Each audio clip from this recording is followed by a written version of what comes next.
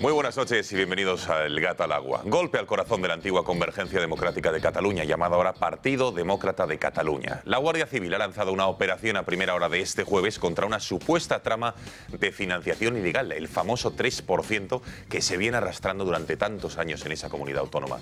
Se han detenido a 18 personas en los 20 registros y entradas a organismos públicos y empresas adjudicatarias de la administración regional.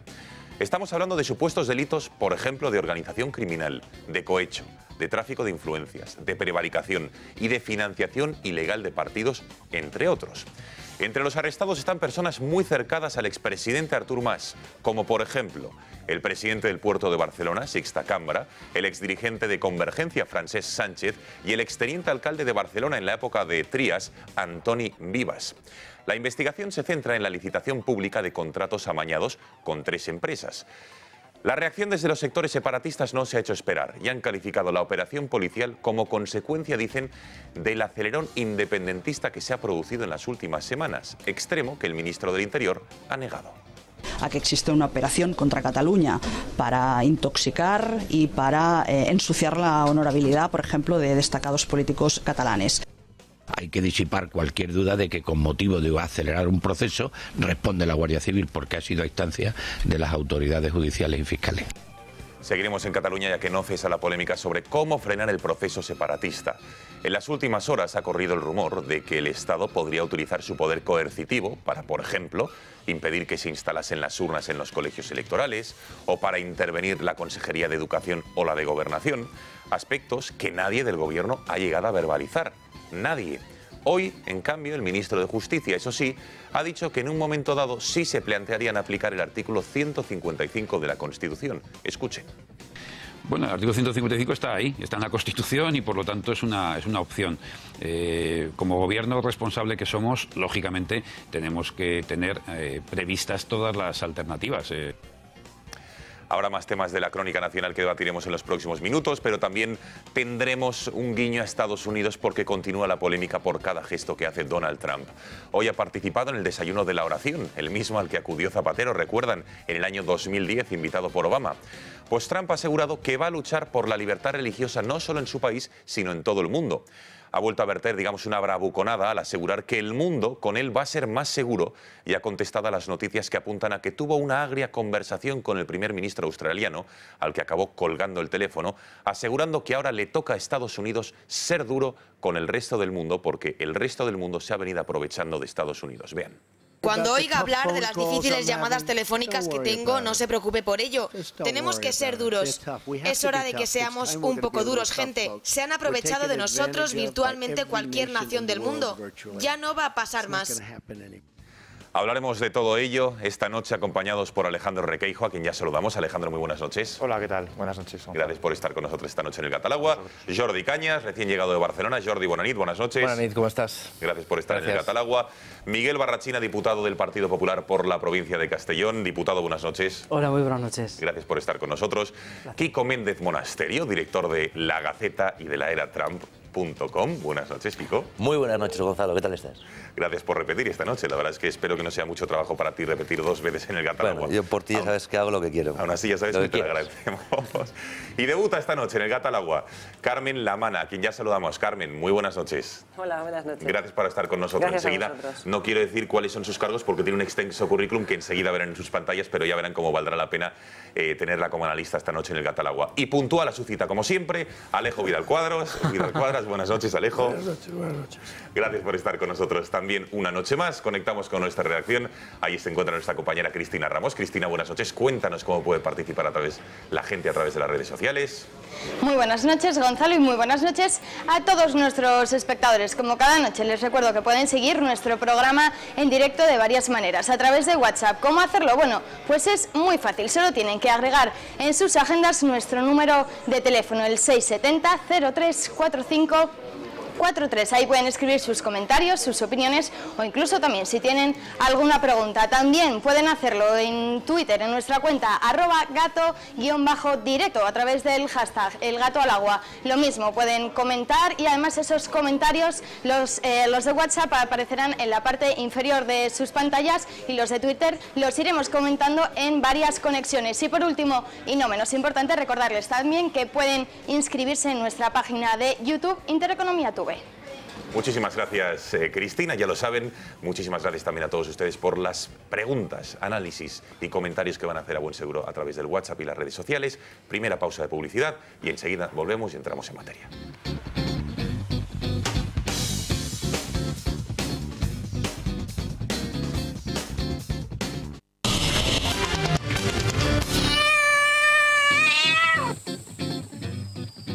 Pasan 7 minutos de las 10 de la noche, entramos en materia y tenemos que empezar, como no puede ser de otra manera, en Cataluña, con esa operación, esa macrooperación policial o de la Guardia Civil con la Fiscalía Anticorrupción que ha detenido esta mañana esa redada, más de 20 registros, 18 personas detenidas en esta operación este jueves en una nueva fase de lo que se llama la operación contra la supuesta trama corrupta del 3%, aquello que en su día, y volveremos a escuchar a Maragall, le decía a Artur Mas, ustedes tienen un problema y es eso del 3%. Bueno, es el porcentaje, como saben, que supuestamente llegaba a Convergencia de al menos decenas de obras públicas que adjudicaba, pues ya sea cuando estaba en la Generalitat o cuando estaba en el Ayuntamiento de Barcelona. Varias son las personas que han sido detenidas, enseguida lo van a ver, y algunas de ellas muy cercanas al entorno o directamente del entorno del expresidente Artur Mas. Antes de ver el quién es quién, las caras, vamos a ver un pequeño informe de lo que ha sido esta macrooperación policial. Así abandona el fiscal anticorrupción la sede de autoridad portuaria tras el registro. Es la Operación Pica, una macrooperación policial contra la trama del 3% que habría cobrado Convergencia a los empresarios a cambio de concesiones. El hilo de la operación que deja contra las cuerdas al partido de Artur Mas tiene su origen en Torredembarra, un pueblo costero cercano a Tarragona. Allí estalló en el año 2014 un caso de corrupción que afectó al alcalde de Convergencia Democrática de Cataluña, Daniel Massagué, y a 6 ediles del equipo de gobierno que fueron detenidos tras constatar la existencia de una presunta trama corrupta.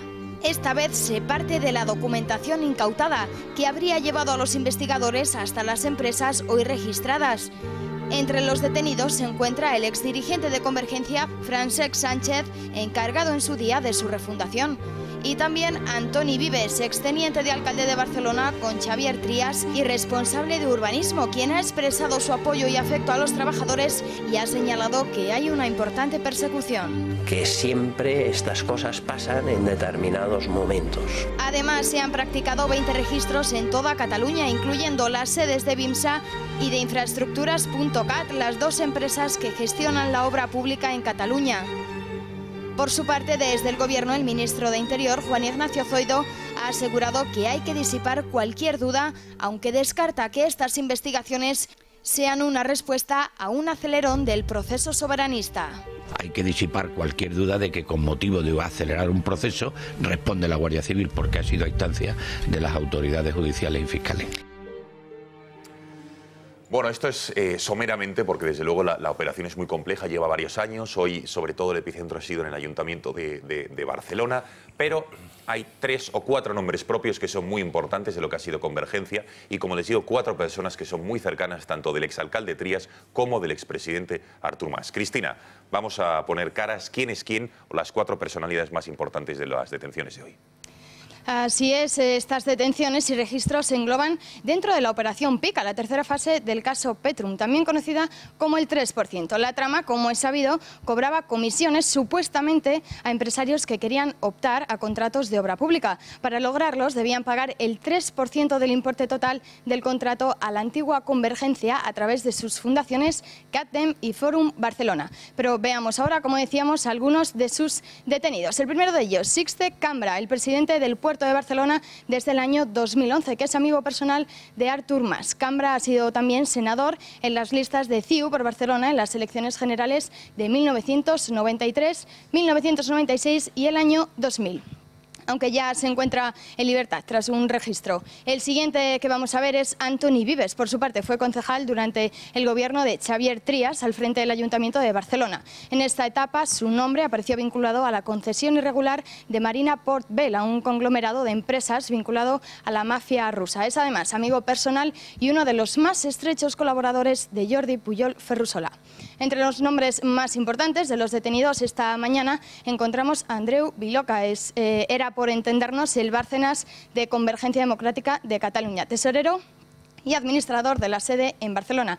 Ya fue detenido en el año 2015 después de que la Guardia Civil registrara su despacho y encontrara entre los papeles destruidos con una trituradora el logo de Teico, una de las empresas que supuestamente se llevó comisiones. Y por último, entre los arrestados también se encuentra Francesc Sánchez, la persona que eligió a Artur Mas para pilotar en el año 2016 la transición desde la antigua CDC a PDeCAT, precisamente para renovar la marca de la formación tras los numerosos escándalos de corrupción en los que se ha visto envuelto. Muchísimas gracias, Cristina. Y ahora sí que me gustaría una primera reacción, que es la de la portavoz de la Generalitat de Cataluña, cómo echaba balones fuera y decía que esta operación de la Guardia Civil obedecía a motivos políticos. A que existe una operación contra Cataluña para intoxicar y para ensuciar la honorabilidad, por ejemplo, de destacados políticos catalanes. Esta operación Precinto es una realidad y, por lo tanto, exigimos que se den explicaciones bajo luz y taquígrafos por parte del Gobierno del Estado, que se nos explique en base a qué elementos jurídicos se habla de una intervención de estas características. Bueno, tiempo del debate, del análisis. Alejandro, señores, el resto de la mesa, ¿de qué estamos hablando? ¿De la enjundia de la operación que se ha llevado a cabo hoy? Yo creo que estamos hablando de algo muy importante y antes has recordado una frase, pues casi te diría que histórica o, bueno, pues que avanzaba lo que iban a ser los años siguientes, ¿no? Cuando decía Maragall aquello de al seva problema es el 3%, y luego es verdad que se echó atrás, no quiso ir más allá. Es decir, denota que en la clase política catalana y quizá empresarial todo el mundo sabía lo que estaba pasando y durante años se silenció. Hay otra frase que hemos recordado en esta mesa alguna vez, Alejo, ayúdame, era la parte en la que Pujol dice aquello de si se rompen todas las ramas del olivo, al final el olivo se cae, era algo así, sí, ¿no? Se caen los nidos. Se caen los nidos. Bueno, pues yo creo que la rama que sostenía Artur Mas cada vez es más endeble, porque esta operación yo creo que si es relevante es porque la Guardia Civil ha hecho una investigación que iba de abajo arriba, ¿no? Iba de la parte de abajo de la pirámide hasta la cúspide, y la cúspide cada vez se acerca más a Artur Mas y al futuro de Artur Mas. Lo comentábamos ahora, uno de los detenidos es la persona a la que designó Artur Mas para refundar Convergencia y Unió, precisamente para quitarle esa imagen que tenía de corrupción, y entonces se fundó el PDeCAT. Bueno, pues el PDeCAT, fijaos cómo nace, ¿no? Con una de las personas de confianza de Artur Mas a 4 días de un juicio, también envueltas en escándalos de corrupción. Es una operativa pues de libro, ¿no? Es decir, es una explicación muy sencillita, es decir, yo te voy a dar a ti una obra pública, tú a cambio vas a dar un porcentaje y ese porcentaje es lo que te va a hacer entrar en el negocio. Dicho de otra manera, el que no pagaba se moría de hambre en Cataluña o tenía que ir a buscarse el negocio fuera, ¿no? Era siempre reportar y siempre por el mismo mecanismo.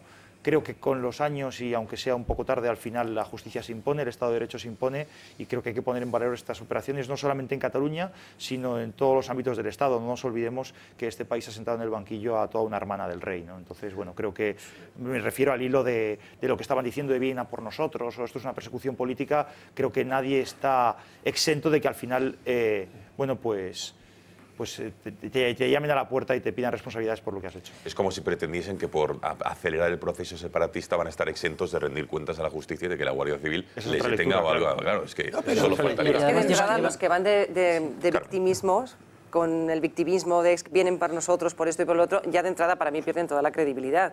Quiero decir que este tipo de operaciones y este tipo de sospechas recaen sobre más ayuntamientos. No vamos a decir que sea una práctica generalizada, que para las licitaciones, para las concesiones, todo esto, siempre sea previo pago bajo mano. No vamos a decir que esto esté generalizado, pero es cierto que se ha dado en más ayuntamientos y nadie dice, es que van a por mí porque soy rubio, porque soy moreno o porque soy catalán. Vale que el momento en el que se abre y coge un poco más de fuerza este momento de la investigación cae en un momento que bueno, puede levantar suspicacias, pero lo cierto es que sentirse víctima de un ataque porque actúe la Guardia Civil, a ver, la Guardia Civil cuando hace un tipo cuando hace operaciones de este tipo, quiero decir, es porque ya tenía indicios desde hace tiempo. O sea, para dar un salto así de estas características, acordemos, por ejemplo, cuando en Andalucía entraron en las sedes de UGT, para dar ese golpe ya llevaban tiempo investigando detrás, tirando del hilo. Quiero decir que esta entrada así fuerte lo hacen después. Claro, es una orden judicial, es decir, es cachondo que la señora portavoz pida explicaciones al gobierno. Son órdenes judiciales para poder detener a cualquiera de los 18. Sí, pero la iniciativa suele partir de las fuerzas y cuerpos de seguridad. Quiero decir, o la Guardia Civil o la policía son los que, después de seguir una línea de investigación, ¿vale?, piden la autorización para entrar. Sí, pero al final son decisiones judiciales, y lo de que, claro, justo ahora que se está acelerando, no. El separatismo catalán lleva acelerando décadas, siempre lo van a pillar acelerando, es que no ha frenado jamás. Esto me recuerda a lo del 3% famoso, era la época del oasis catalán, no era un oasis catalán, era la omertá, es decir, la ley del silencio. Efectivamente, muchos podrían saberlo, pero todos callaban a golpe de subvención, a golpe de sanción, a golpe de persecución, y no es ahora. Es decir, el último informe del Consejo General del Poder Judicial dice que procesados por corrupción, es decir, no imputados, sino ya procesados, con una solicitud de delito concreto, en los 2 últimos años, 303 en Cataluña, que duplica a la segunda región más corrupta de España, con 154, que es Andalucía. 303 en estos 2 últimos años, en los últimos 4 semestres, 303, y lo que queda. Por tanto, no es un capricho de un juez, joder, es que era eso, es decir, la ley del silencio, es decir, todos, es decir, al final no buscan la independencia, lo que buscan es la impunidad. ¿Alguien se cree que con una mayoría absoluta gobernando una presunta república catalana, alguno de estos chorizos iba a entrar en la cárcel? Obviamente no. Es lo que persigue. Que hay una tradición en el separatismo catalán de utilizar a Cataluña, a la patria sagrada, como cobertura, ¿no?, como coartada. Cuando Jordi Pujol es acusado por el caso Banca Catalana, que fue una tremenda estafa, hizo lo mismo. Dijo, esto es un ataque contra Cataluña, y reunió, en fin, a multitudes airadas, agitando sañeras. En aquella época todavía no existía la estelada, porque en Cataluña la ordinariez ha ido progresando, ¿no? Entonces eran simplemente banderas catalanas, ¿no? Y entonces, pues, digamos que no es nuevo. Lo que pasa es que la historia tiene acontecimientos que se producen como tragedia y después se repiten como farsa. Y ahora estamos ya en la etapa de la farsa, ¿no? Y esta señora, cuando dice esto, pues lo dice con un lenguaje corporal y con una voz que, aparte de indignación por el hecho, lo que provoca es casi piedad, ¿no? Porque es que es una cosa patética, ¿no? Entonces, vamos a ver, es como si cuando se produce el caso de los ERE, sale Griñán y dice, esto es una operación contra Andalucía. Pues el victimismo, es lo que estábamos hablando. Nos hubiéramos muerto de risa todos, ¿no? O si, por ejemplo, cuando se produce el caso Púnica o el caso Gürtel, sale Hospedal y dice, esto es un ataque a España. Porque hubiera sido una cosa que hubiera provocado hilaridad. Bueno, pues esto es lo que hacen estos señores. Pero hay es que es el populismo, claro. Sí, claro, pero es que hay una causa general contra el PP. No, pero fíjate, es especialmente repulsivo que se utilice a la nación, en el caso catalán, nación más o menos inventada, que se la utilice como protección para los delitos. O sea, es especialmente repulsivo, o sea, repugna moralmente de una manera especial, porque hay que decir que los grandes casos de corrupción del PSOE y del PP jamás se han intentado envolver a la bandera para hacerlo, simplemente han robado y ya está, pero no han querido ponerse detrás de la bandera, lo cual, por lo menos por su parte, es un detalle de buen gusto, ¿no? Ahora, hay una característica de la corrupción en Cataluña. Se ha hecho algo aquí, una referencia cuantitativa que es bastante elocuente, pero en términos conceptuales, digamos, hay una diferencia entre la corrupción del separatismo catalán y las otras corrupciones que ha habido en España abundantes, ¿no? Es en Cataluña, y no en otra parte de España, donde la corrupción forma parte del sistema como forma normal de funcionamiento. Es decir, en el caso del PP y del PSOE ha habido casos de corrupción de gran envergadura aquí y allá. hasta el punto de que ha habido momentos en que casi rozaba lo sistémico.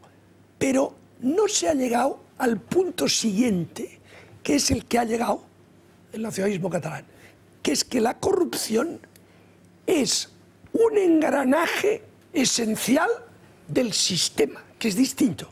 Es decir, ellos actuaban con esa impunidad y con esa cotidianidad porque les parecía normal. Es decir, el 3% es como una especie de... Bueno, casi lo habían incorporado al derecho mercantil, ¿sabes lo que te digo? O sea, escolta, el 3%, así que... Entonces Pujol llamava i decía, escolta, et toca tant. Y el otro decía, ay, sí, presidente, iba y pagaba. O sea, formaba parte del funcionamiento del sistema. Y eso es muy grave. Por lo tanto, yo creo que una supuesta nación que quiere la independencia y que está basada en padres de la patria corruptos y en jueces, caso Vidal, que se dedican a cometer delitos, hombre, yo no sé si es una nación que vale mucho la pena construirla, ¿eh? Yo creo que con la que tenemos, que es España, ya tenemos una nación bastante consolidada y no vamos a inventar cosas que están construidas sobre el delito y la inmoralidad sistemática. A ver, quiero que escuchemos a Jordi Pujol, no ese famoso corte que todos conocemos del Parlamento catalán, sino era una entrevista en un programa de la televisión pública y le preguntaban sobre la supuesta financiación ilegal de su partido, de la antigua Convergencia, y ojo a lo que contestaba. Escuchen, porque no tiene desperdicio. Si entrem aquí prendrem molt de mal, perquè aleshores jo tindria una resposta fàcil. I com que també li podria donar, escolta, aquests van donar tant a tant, aquests van donar tant a tant, aquests van donar tant a tant. I aleshores, bueno, tots els casos són diferents si vostè vol, però tots farien una mica de ferum. No hi entrem. Ei, si cal entrar hi entrarem. Jo ja, bueno, jo em sembla que no hi ha d'entrar, però si hi ha d'entrar jo personalment també hi entro. Jordi, ¿qué está diciendo el presidente? El expresidente amenaza, pero está reconociendo que todos han tenido casos de este tipo. Este es el mejor corte. De verdad, de todos los cortes que explican la corrupción, yo creo que en el mundo, me atrevería a decir que en la galaxia. Pero como no hemos... Porque es imposible sintetizar en un corte tan breve todas las características de la corrupción en Cataluña y una buena parte de España, y me explicaré. El tono, dando por supuesto que eso es normal. O sea, todos lo hemos hecho. Si nos ponemos aquí a hablar y empezamos a sacar los dossiers, aquí pillamos todos. Por lo tanto, ¡ey! O sea, mejor que no entremos, pero si tengo que entrar, entro, ¿eh? O sea, que cuidadito. Que a lo mejor explica un poco porque a Jordi Pujol en general le tiene un cierto respeto. A pesar de todo. Da miedo. Caso, bueno, ¿no? claro. Miedo. La chulería, ¿no? El tono este chulesco del que se sabe impune, ¿verdad? Y la propia impunidad. Porque esto lo dijo la televisión pública. Oye, ¿verdad que esto no había sido noticia? ¿Cuál es el cambio de escenario? Que esto hoy en día hubiera sido intolerable. Pero en aquel momento pasó... Hombre, se comentó, pero se comentó como... Fijaos, Pujol amenaza, no era... Pujol destapa que es un corrupto, no. A ver... Yo creo que es un corte maravilloso que si uno después hace una película con el 3% de Pascual Maragall y la reculada que hizo después, el corte y lo unes con el de las ramas y es fantástico. Vamos a escuchar el de Maragall, ya que lo has dicho, venga, que también lo tenemos para que todo, como ya se ha mencionado varias veces, escuchamos lo que Pascual Maragall, cuando era presidente de la Generalitat, le dijo a Artur Mas, aquello de ustedes tienen un problema y se llama 3%. Vean. Vostès tenen un problema i aquest problema es diu 3%. Senyor Mas, té la paraula breument. Vostè ha perdut completament els papers. Si el president de la Generalitat avui ha d'acabar aquest torn parlamentari d'aquesta manera, vostè ha perdut completament els papers. Formalment, amb modèstia i amb ple respecte, que vostè retiri aquesta última expressió. Y la retiró. Y pese a ello, Artur Mas le denunció. Pero después bueno. la realidad es el año 2005, año 2005, la realidad, hace 10 años. La realidad es que el juez ahora acusa a Convergencia de ser una organización criminal, de tener pactos criminales con las empresas. Es decir, esto es un juez, y ya en el caso Palau, el que acusa directamente y formalmente a Convergencia de ser directamente una organización criminal. Bueno, lo que estamos hablando hoy es simplemente una pieza más de la pieza del caso Petrum, que es la del 3%, que hay que recordar, porque esto es muy importante cuando sale Neus Munté y salen los nacionalistas haciendo la cortina de humo habitual para desviar la atención. Es que este es un caso que destapó una exregidora de Esquerra Republicana de Cataluña, que fue represaliada. Es decir, esto cae en el juzgado del Vendrell en Tarragona, porque hay una regidora de Esquerra Republicana que denuncia un caso de posible corrupción. Y de ahí tiran y a partir de ahí van tirando el hilo y van tirando, y esto es una pieza más. Es decir, cuando se nos monte es de una desvergüenza que un cargo público haga de una forma tan obscena un uso partidista de lo que es una investigación judicial, porque Neus Munté ignora, porque ellos están haciendo listas de jueces, que España es un Estado de Derecho, que tiene división de poderes, donde los fiscales y jueces se les tiene que respetar en su trabajo. Y no puede salir ningún responsable público faltarles al respeto de esta manera. Porque alguien tendría que empezar también a tomar cartas en el asunto. Pero cuando un juez está haciendo una instrucción que parece que impecable, muy respetuosa, y por eso los tiempos, y la Fiscalía decide actuar y la policía intervenir, un político lo que tiene que hacer es respetar y esperar que la investigación sea la adecuada. Y para finalizar, a mí hay una cosa que me preocupa de esto. Esto es tocar ya el núcleo duro de Artur Mas. Artur Mas, que era el conseller en cap del último gobierno de Pujol, del caso Palau, y que era presidente cuando su partido continuaba utilizando el mismo modus operandi para seguir saqueando Cataluña. En 2015, estamos hablando de 2015, ¿eh? Esto es del 2015, con Artur Mas ya de presidente. Seguían saqueando Cataluña. Seguían en ello. Y Artur Mas ahora mismo, ¿sabes lo que pasa con Convergencia? O como se llamen ahora, porque Convergencia, aunque se llame PDCAT, Convergencia se queda. ¿Sabes lo que pasa? Es que no tiene nada que perder. Es decir, esto es como un delincuente que para quemar los rastros de su robo prende fuego a la casa. Y el peligro que corremos ahora todos los ciudadanos españoles, catalanes por supuesto, es que esta gente que ya no tiene nada que perder, que ya dijeron que lo primero que harían con una justicia catalana sería dejarlo todo limpio, la única salida que tienen, no para huir de España, sino para huir de la justicia, es provocar un conflicto. Y eso es lo que a mí, como ciudadano español, me preocupa. Y lo que espero que el Gobierno de España y el conjunto de la sociedad española esté a la altura del reto de unos irresponsables que después de haber saqueado y robado, encima quieren prender fuego para quemar las pruebas. Venga, faltaba Kiko por completar una primera ronda de opinión. Sí, comentaba Alejandro que esa intervención de Maragall fue en el año 2005, hace 12 años. Es la época del tripartito. O sea, que Banca Catalana, que también comentaba Alejo, es del año 86, yo creo, cuando es la querella que llega a la Audiencia Provincial de Barcelona. Yo voy a estar algo en desacuerdo con vosotros, me perdonáis, no porque crea que el Estado utiliza a la justicia para resolver o para crear problemas políticos, sino porque los organismos del Estado así lo han dicho. El fiscal Carlos Villarejo, que no es precisamente un tío de Fuerza Nueva, ¿no?, ni un gran unionista, reconoció públicamente en 2014 que fueron los fiscales generales quienes le prohibieron y le impidieron investigar a Jordi Pujol. Acusó en 2014 a aquella audiencia de Barcelona de prevaricar. Dijo que los magistrados ni siquiera leyeron el caso. Incluso además, hasta casi... Nos tocaron uno a uno. Hasta casi... Uno a uno. Luego, que eso se sabe. Es decir, el Estado... los Estados son tres poderes. Lo explicas, Alejo, cuando acabe Kiko, explicas eso. El gobierno intervino, tocó al Poder Judicial para impedir que Banca Catalana fuese adelante. Sí, se hizo. ¿Ha mejorado la intervención o la no intervención del poder político en el Poder Judicial en estos años? A mi juicio, no. Es decir, que el problema de hacer eso, no digo que sean inocentes Convergencia, yo creo que han robado todo y todo lo que han podido y probablemente más. Es que me parece una evidencia. Pero como es una evidencia también que la familia Pujol está en su casa, cuando todo el mundo sabe y se llaman publicados y libros y sumarios y están en su casa, uno cabe preguntar, ¿y por qué estos señores están en su casa? Claro, por lo que ha dicho Pujol. ¿Y por qué estos señores están en su casa? Es decir, que hay una intervención, sí, pero claro, pero no creo que esa amenaza de Pujol haga temblar la mano de los jueces. La mano de los jueces la hace temblar el poder político, que es el que manda en el Poder Judicial en España. Quiero decir, se ha utilizado al Poder Judicial para esa conllevanza del problema catalán que decía Ortega. Se ha utilizado desde el año 86 por lo menos. Se ha utilizado permanentemente. Luego, ¿se les ha dado un argumento más?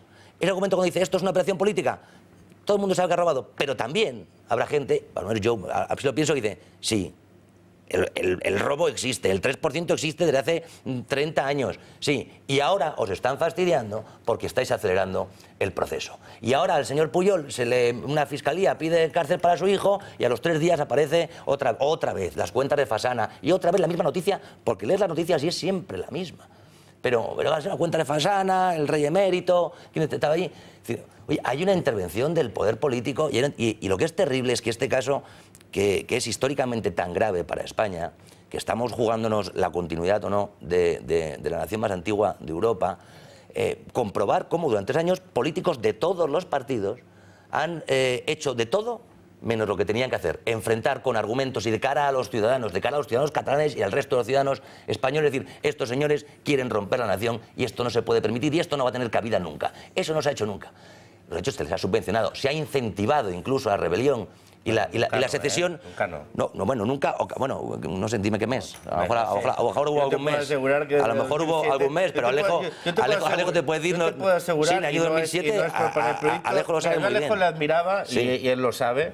Desde posiciones ideológicas, no, la admiraba en el sentido cuando él era un responsable. Alejo y Vidal Quadras, y me duele decirlo así porque parece que lo digo desde aquí, ha sido el único que cuando hablaba Pujol se ponía nervioso. Sí. ¿Y qué pasó con Alejo Vidal Quadras? Pero quiero decirte, no nunca. Bueno, porque Alejo lo hacía. Sí, bueno, claro. Y nosotros lo hicimos desde 2006. Efectivamente, estoy de acuerdo. Tengo que rectificar. Quien ha plantado cara al separatismo como hay que hacerlo ha sido el laminado de su partido político o de institución política, judicial o periodística. Digámoslo así. Es decir, que efectivamente se ha hecho y lo han pagado. Pasa que hay que distinguir entre la Fiscalía y los jueces.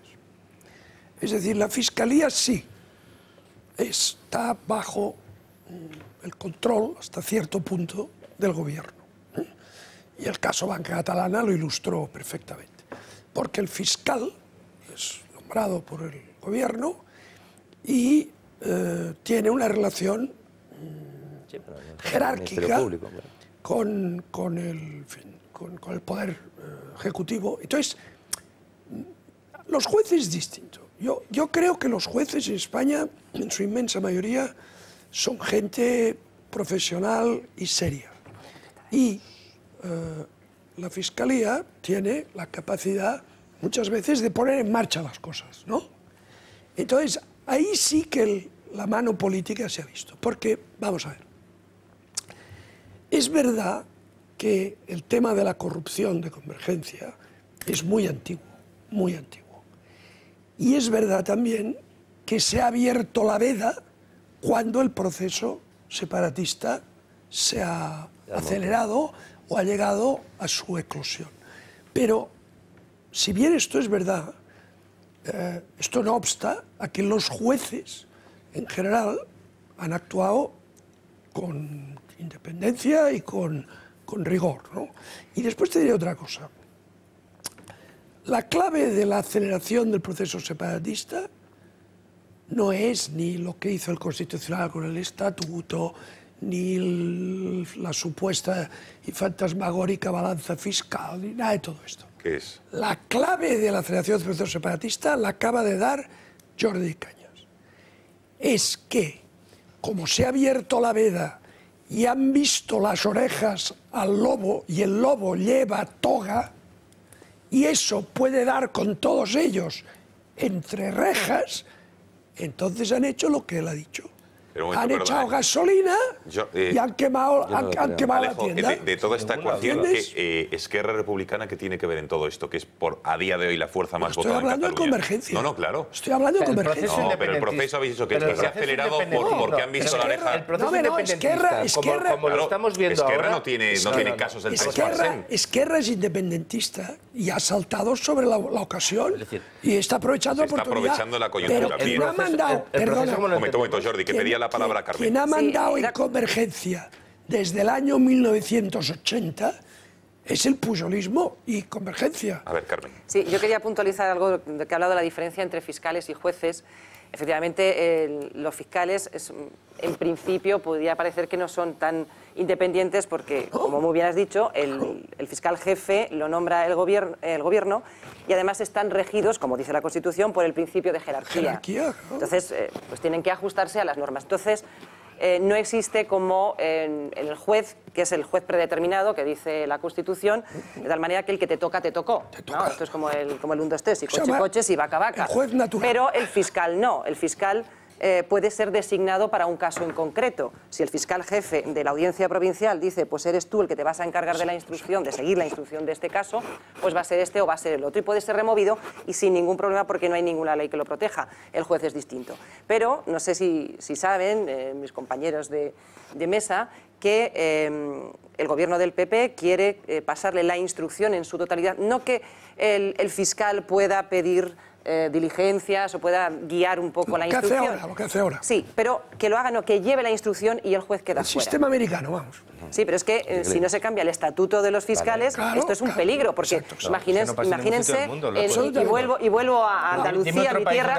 Dime otro país donde haya jueces instructores. Uno. Pues entonces hay que cambiarle el sistema. Francia. No, pero es que el tema no es este. Pero eso no... Da igual que lo lleve el fiscal o que lo lleve... Claro, porque es que entonces si no perdemos la imparcialidad y el juez predeterminado, llámale ahora si quieres fiscal. Pero lo que no, tú imagínate, en el caso de los SERES o los cursos de formación de Andalucía, que le tocó la jueza Alaya. Sí. La jueza Alaya es la que le tocó, le podía haber tocado en instrucción 4, le podía haber tocado en instrucción 20, pero es la que tocó, ¿no? Ahora, si es un fiscal, tal como está ahora diseñado el estatuto de los fiscales, no es el que te toca, te tocó, para llevar la instrucción. Bien, sí, estoy de acuerdo contigo, pero... pasarle tal como está el estatuto de los fiscales, la instrucción directamente al fiscal, es una indefensión total.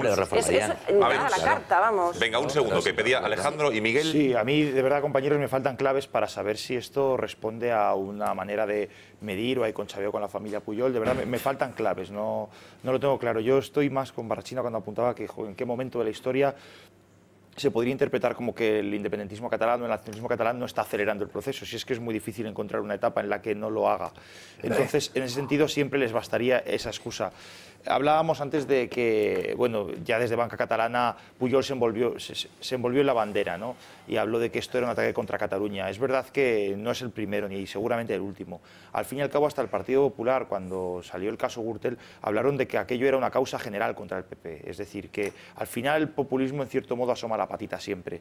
Y hay una cosa que sí que me gustaría, y lo digo muy brevemente, poner en valor sobre este tipo de operaciones policiales contra la corrupción, que yo creo que sí que diferencian las que afectan a Cataluña con las que afectan al resto de España, ¿no? Y es que durante muchos años, y no se nos oculta a nadie, el nacionalismo catalán cultivó una especie como de superioridad moral, ¿no? Es decir, el nacionalismo catalán y la burguesía catalana era próspera, era trabajadora y se dedicaba básicamente a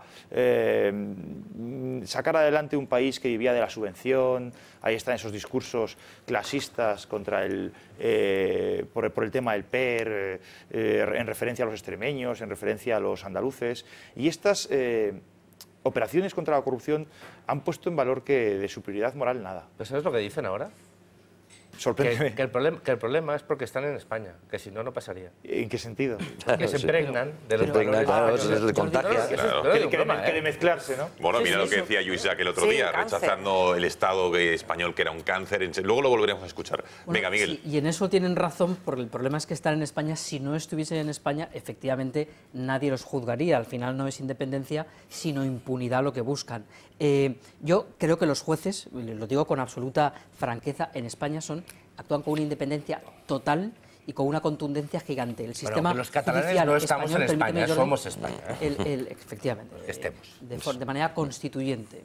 Y los castellonenses formamos parte ya de la tarraconense, de parte de la Hispania romana, ya desde hace 2000 años. Con lo cual, lo que digo es que tiene un problema la justicia española, una lentitud desesperante. Yo la última vez que estuve en una tertulia hace un par de semanas y la tentación que tiene todo político de acusar siempre a otro político, que era, no, el PP está ralentizando, decían otros, el caso Pujol y ahora es el PP el que está acelerando el tema de la financiación. No. Es un juez el que dice una cosa y hace lo que le da la gana. Yo he visto en mi comunidad autónoma, con mayoría absoluta del PP, con un director general de la Guardia Civil, supuestamente el PP, llevarse al delegado del gobierno, porque supuestamente le habían hecho un regalo que después no se acreditó, quitarle un rifle, correcto, quitarle los cordones de los zapatos, el cinturón, las gafas, para que no se lesionase a las 6 de la mañana al jefe de la Guardia Civil y de la Policía Nacional. Por lo tanto, actúan con una contundencia absoluta. Tiene un problema, la lentitud. No sé si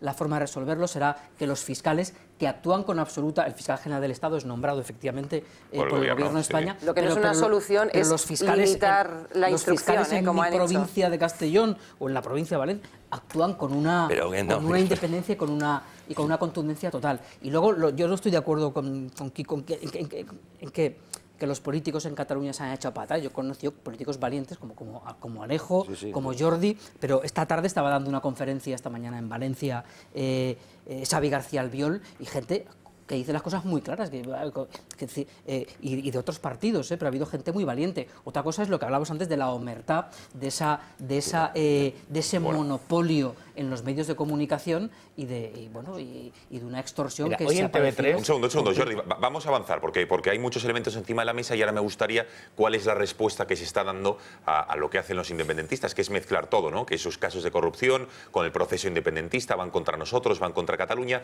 La respuesta ante ese acelerón evidente que se está dando en los últimos años, por los motivos que sea, en ese camino hacia Ítaca, la respuesta del gobierno de nuestro país es...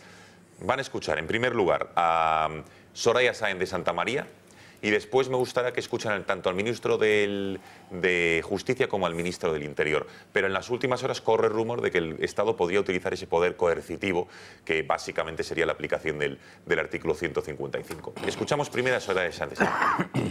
El respeto a la ley es el respeto a la democracia y que ese respeto tiene que estar por encima de otras consideraciones. Por tanto, el principal plan es trabajar para que impere la democracia, el sentido común y el respeto a la legalidad.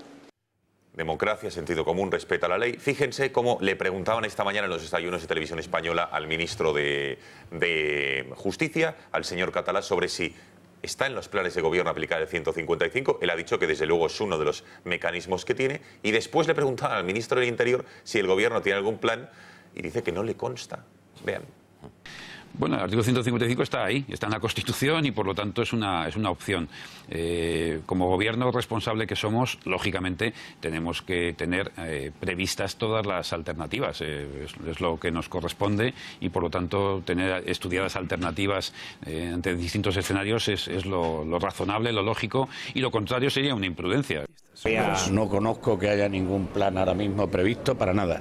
Lo único que es el marco de la ley, la legalidad vigente y la división de poderes la que tiene que actuar.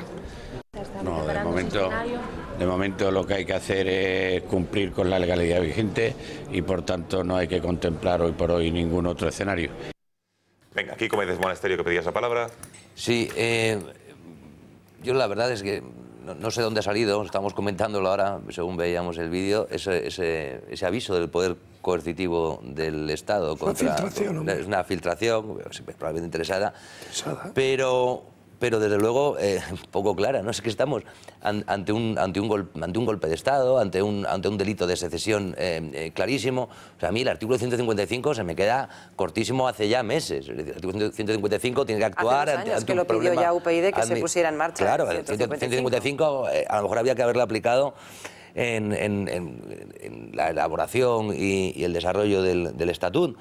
Pero vamos, ahora lo que estamos es frente a un delito gravísimo del que tiene que responder el Estado, no trasladárselo a los jueces, como está haciendo últimamente y permanentemente, porque los políticos, el Ministerio del Interior, el presidente del Gobierno, tiene que cumplir la ley y hacerla cumplir.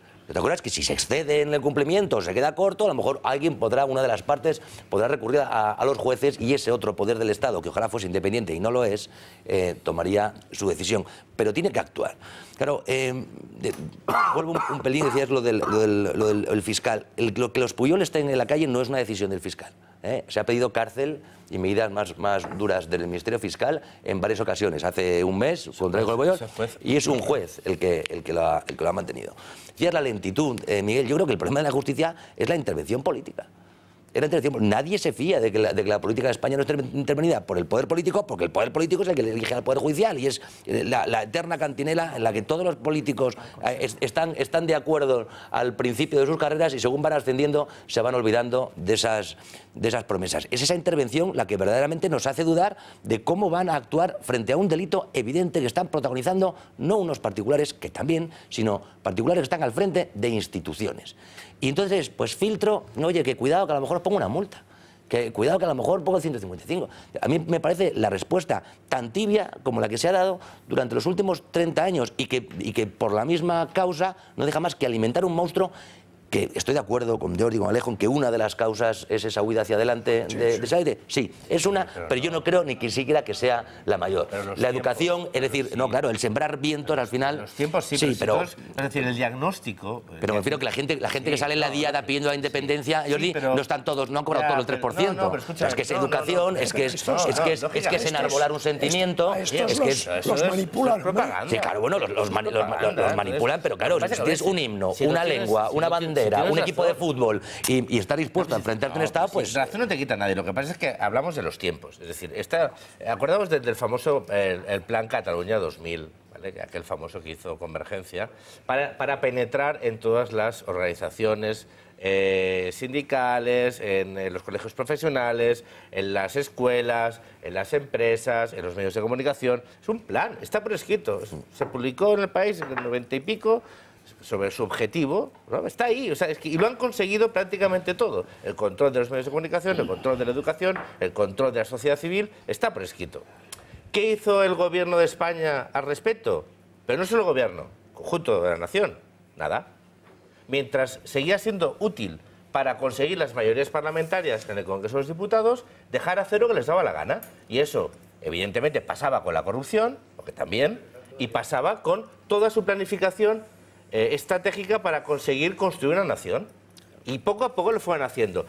El acelerador del proceso, esta aceleración, digamos, tan concentrada en el tiempo, que no se explica también por la coyuntura de la crisis. Hay muchos factores. Oye, en la vida las cosas no son solo por una causa. Pero sí que es cierto que el acabarse el dinero, es decir, cuando la Generalitat ha dejado de poder gastarse el dinero que le daba la gana, cuando se acabó la impunidad judicial, cuando ya había una mayor presión por parte de los medios de comunicación sobre el tema de la corrupción, todo eso ha catalizado. Y eso ha ayudado. Es decir, porque la gente, a partir de ahí, evidentemente, cuando tú has sembrado, es fácil recoger. Pero que en el fondo, cuando aquí, no sé, oye, cuando el gobierno de España, sí es cierta la filtración de Moncloa, ¿no? No, es que Moncloa nos ha dicho... Es evidente que sí. Ya, es evidente, pero en serio, o sea, que uno tenga que advertir a una administración del Estado que se incumple la ley, se va a aplicar la ley, es que parece de risa. Es que es de risa. ¿A dónde habremos llegado? Es que ¿Dónde habremos llegado donde se tiene que advertir a aquel que incumple la ley que se le va a hacer cumplir? Pero es que ya la han incumplido. La cuestión es que ya la han incumplido y ahora se le siguen amenazando. Oye, que como la sigáis incumpliendo, vamos a ver. La han incumplido y no ha pasado nada. Claro, luego repito. Tú pasas un límite de velocidad y te para la Guardia Civil y te dice, oye, que si te la vuelves a pasar el límite de velocidad te voy a multar. No, mire usted, se ha saltado el límite de velocidad, le voy a multar. Entonces, es lo que estábamos diciendo cuando decía UPyD. Hace ya 2 años, apliquen ustedes el 155. El 155 hay que desarrollarlo antes de aplicarlo. Bueno, claro, es que además es muy vago, claro, es que es muy vago. O sea, el día que se tenga que aplicar, cuidadín, porque es que no se ha desarrollado como tantas cosas, porque eso hay que desarrollarlo. Claro, es que quién pensaba, ¿no? A lo mejor que íbamos a llegar a esto. Pues yo creo que ya hace unos cuantos añitos deben empezar como a planificarlo. Sí, a ver, Miguel. Pero ha habido un cambio importante, es que el Tribunal Constitucional obviamente estaba concebido solo para interpretar la Constitución. Y hubo un cambio reciente para poder ordenar el cumplimiento de la Constitución, un cambio legal que de hecho ha sido pedida la derogación por parte de todos los partidos, incluso el PSOE, y se llegó a perder la votación, para que puedan actuar de forma coercitiva utilizando policía, guardia civil, etcétera. Ese es un cambio reciente porque esto no estaba previsto. Es un poco extraño. Y luego, bueno, pero es decir, hoy en día han tenido tiempo para desarrollarlo. Lo que haga falta para combatir. Que han tenido tiempo para desarrollarlo, que desde el referéndum de la caja de fruta que pusieron en los colegios no referéndum, era una ley que ya han tenido tiempo. Que se aprobó la pasada legislatura recientemente. Y de hecho la nueva mayoría ha pedido la derogación en el gobierno. Y luego aparte de esto, el artículo 155 es bien claro. Te dice que en caso de grave incumplimiento de la Constitución, que es obvio que si tú propones la secesión de una parte de España es un incumplimiento grave de la Constitución, el Estado puede ordenar directamente a todas las autoridades autonómicas. Es decir, puede darle una orden directa a los mozos de escuadra, a la Marina, o a quien quiera. Es lo que dice la Constitución, ¿eh? La Constitución es que no dice nada. El Tribunal Constitucional hoy ya puede actuar coercitivamente contra todos. Oye, el Tribunal Constitucional, como tú sabes perfectamente, no debería hacer esto. O sea, es decir, pues si hay que hacer una modificación en el Código Penal, lo que sea necesario, pero el Tribunal Constitucional es un tribunal de arbitraje. No se puede llamar que el Tribunal Constitucional, por Dios. El Tribunal Constitucional lo que hace es declarar... El Tribunal Constitucional está diseñado para enviarte a la policía, vamos. Está para eso. En todos los países del mundo. Está para declarar. Es que es un tribunal que está diseñado desde el punto de vista declarativo. Por eso cuando dijo el gobierno de Rajoy que le iba a dar poderes de ejecutar, es que va en contra de la naturaleza en la que está diseñado el Tribunal Constitucional. Es para declarar, no para ejecutar. El que lo tiene que ejecutar es el gobierno. Lo que pasa es que el encogimiento político, porque ha sido un gobierno muy cobarde en términos políticos. Si estamos diciendo que las decisiones políticas las tiene que tomar el gobierno. A ver, Alejandro, venga, que pedía. Por ahí quería ir yo, Jordi. Es decir, estamos hablando de medidas coercitivas y muchas veces parece que nos ha olvidado que hay un gobierno que también tiene que plantear una batalla política, una batalla dialéctica, una batalla de ideas. Es decir, si tú renuncias a esa batalla parece que es que no crees en ellas. Y de esa renuncia o de ese campo deshabitado por el que ha podido avanzar el nacionalismo catalán durante 30 años es por, o sea, de aquellos vientos, estos lodos, ¿no? Es decir, el nacionalismo catalán ha avanzado sin oposición, y sin oposición política, sin oposición de ideas.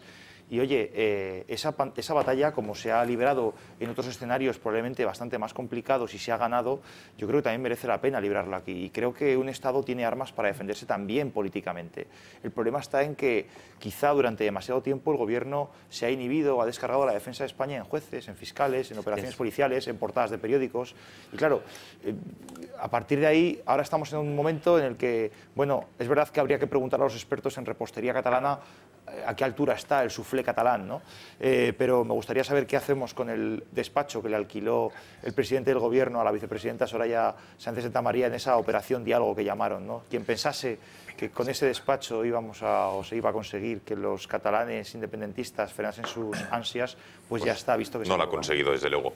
Bueno, señores, lo bueno, como saben, siempre vuelve, y con Viajes El Corte Inglés va a volver a sentir toda la ilusión de disfrutar de unas vacaciones como las de antes.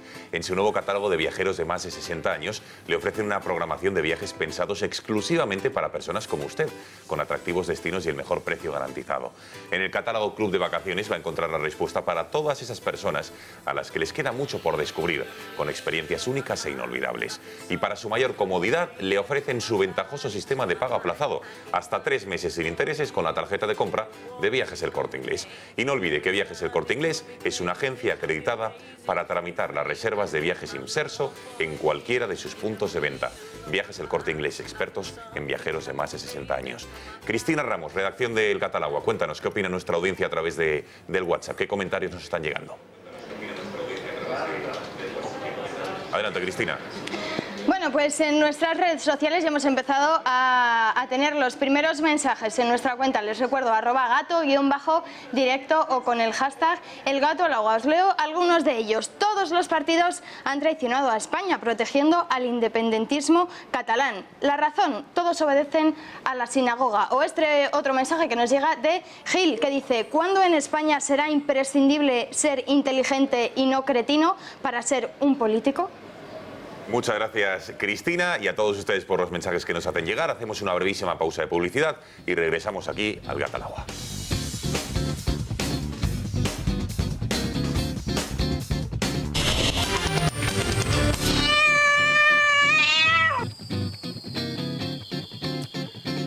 11 menos 5 de la noche, si les parece, hacemos un pequeño paréntesis de la política nacional. Volveremos porque Podemos está, bueno, es un polvorín, ya lo verán con las nuevas declaraciones que ha habido hoy, y estamos a una semana de esa asamblea que va a celebrar. Por cierto, Jordi, que Ciudadanos también celebra este fin de semana asamblea, que parece que ya está todo el pescado vendido, ¿no? O sea que no hay mucha expectativa, ¿no? Lo que nos podemos encontrar. Son políticas siempre es bueno. General, cuando... la certidumbre, ¿no? La certidumbre que diría Rajoy. Yo viendo a Podemos, pues me alegro muchísimo que Ciudadanos tenga un debate tranquilo y sosegado, y positivo y constructivo. Que yo creo que como tienen que ser los partidos. Es decir, cuando los partidos no son noticia, es una buena noticia. Bueno. Porque la noticia es la sociedad, no los partidos. Cuando los partidos se enzarzan en debates internos personalistas, entonces dejan de mirar a la sociedad y tienen un problema. Bueno, enseguida abordaremos el Congreso de Ciudadanos este fin de semana, el Partido Popular el fin de semana siguiente, junto con la Asamblea de Podemos. Pero Donald Trump sigue siendo protagonista. Cada gesto, cada política, cada decreto, cada orden ejecutiva que firma, desde luego tiene un sinfín de reacciones y malinterpretaciones por todo el mundo. Hoy, en el desayuno de la oración, aquel al que recuerden acudía Zapatero en el año 2010, invitado por Barack Obama, ha dicho o ha dejado 3 titulares. En primer lugar, el presidente estadounidense ha dicho que con él el mundo va a ser un lugar más seguro, que va a respetar la libertad religiosa no solo en Estados Unidos, sino en todo el mundo, una libertad religiosa que por lo menos en su país ha dicho que está en un gravísimo peligro. Y después ha contestado a todos aquellos que están diciendo que está siendo muy duro en sus conversaciones telefónicas. Saben que ha trascendido que supuestamente habría colgado al primer ministro australiano después de una conversación telefónica que iba a ser de 1 hora, pues al minuto 22, según informan medios estadounidenses, le colgó. Y esto es lo que decía al respecto Donald Trump.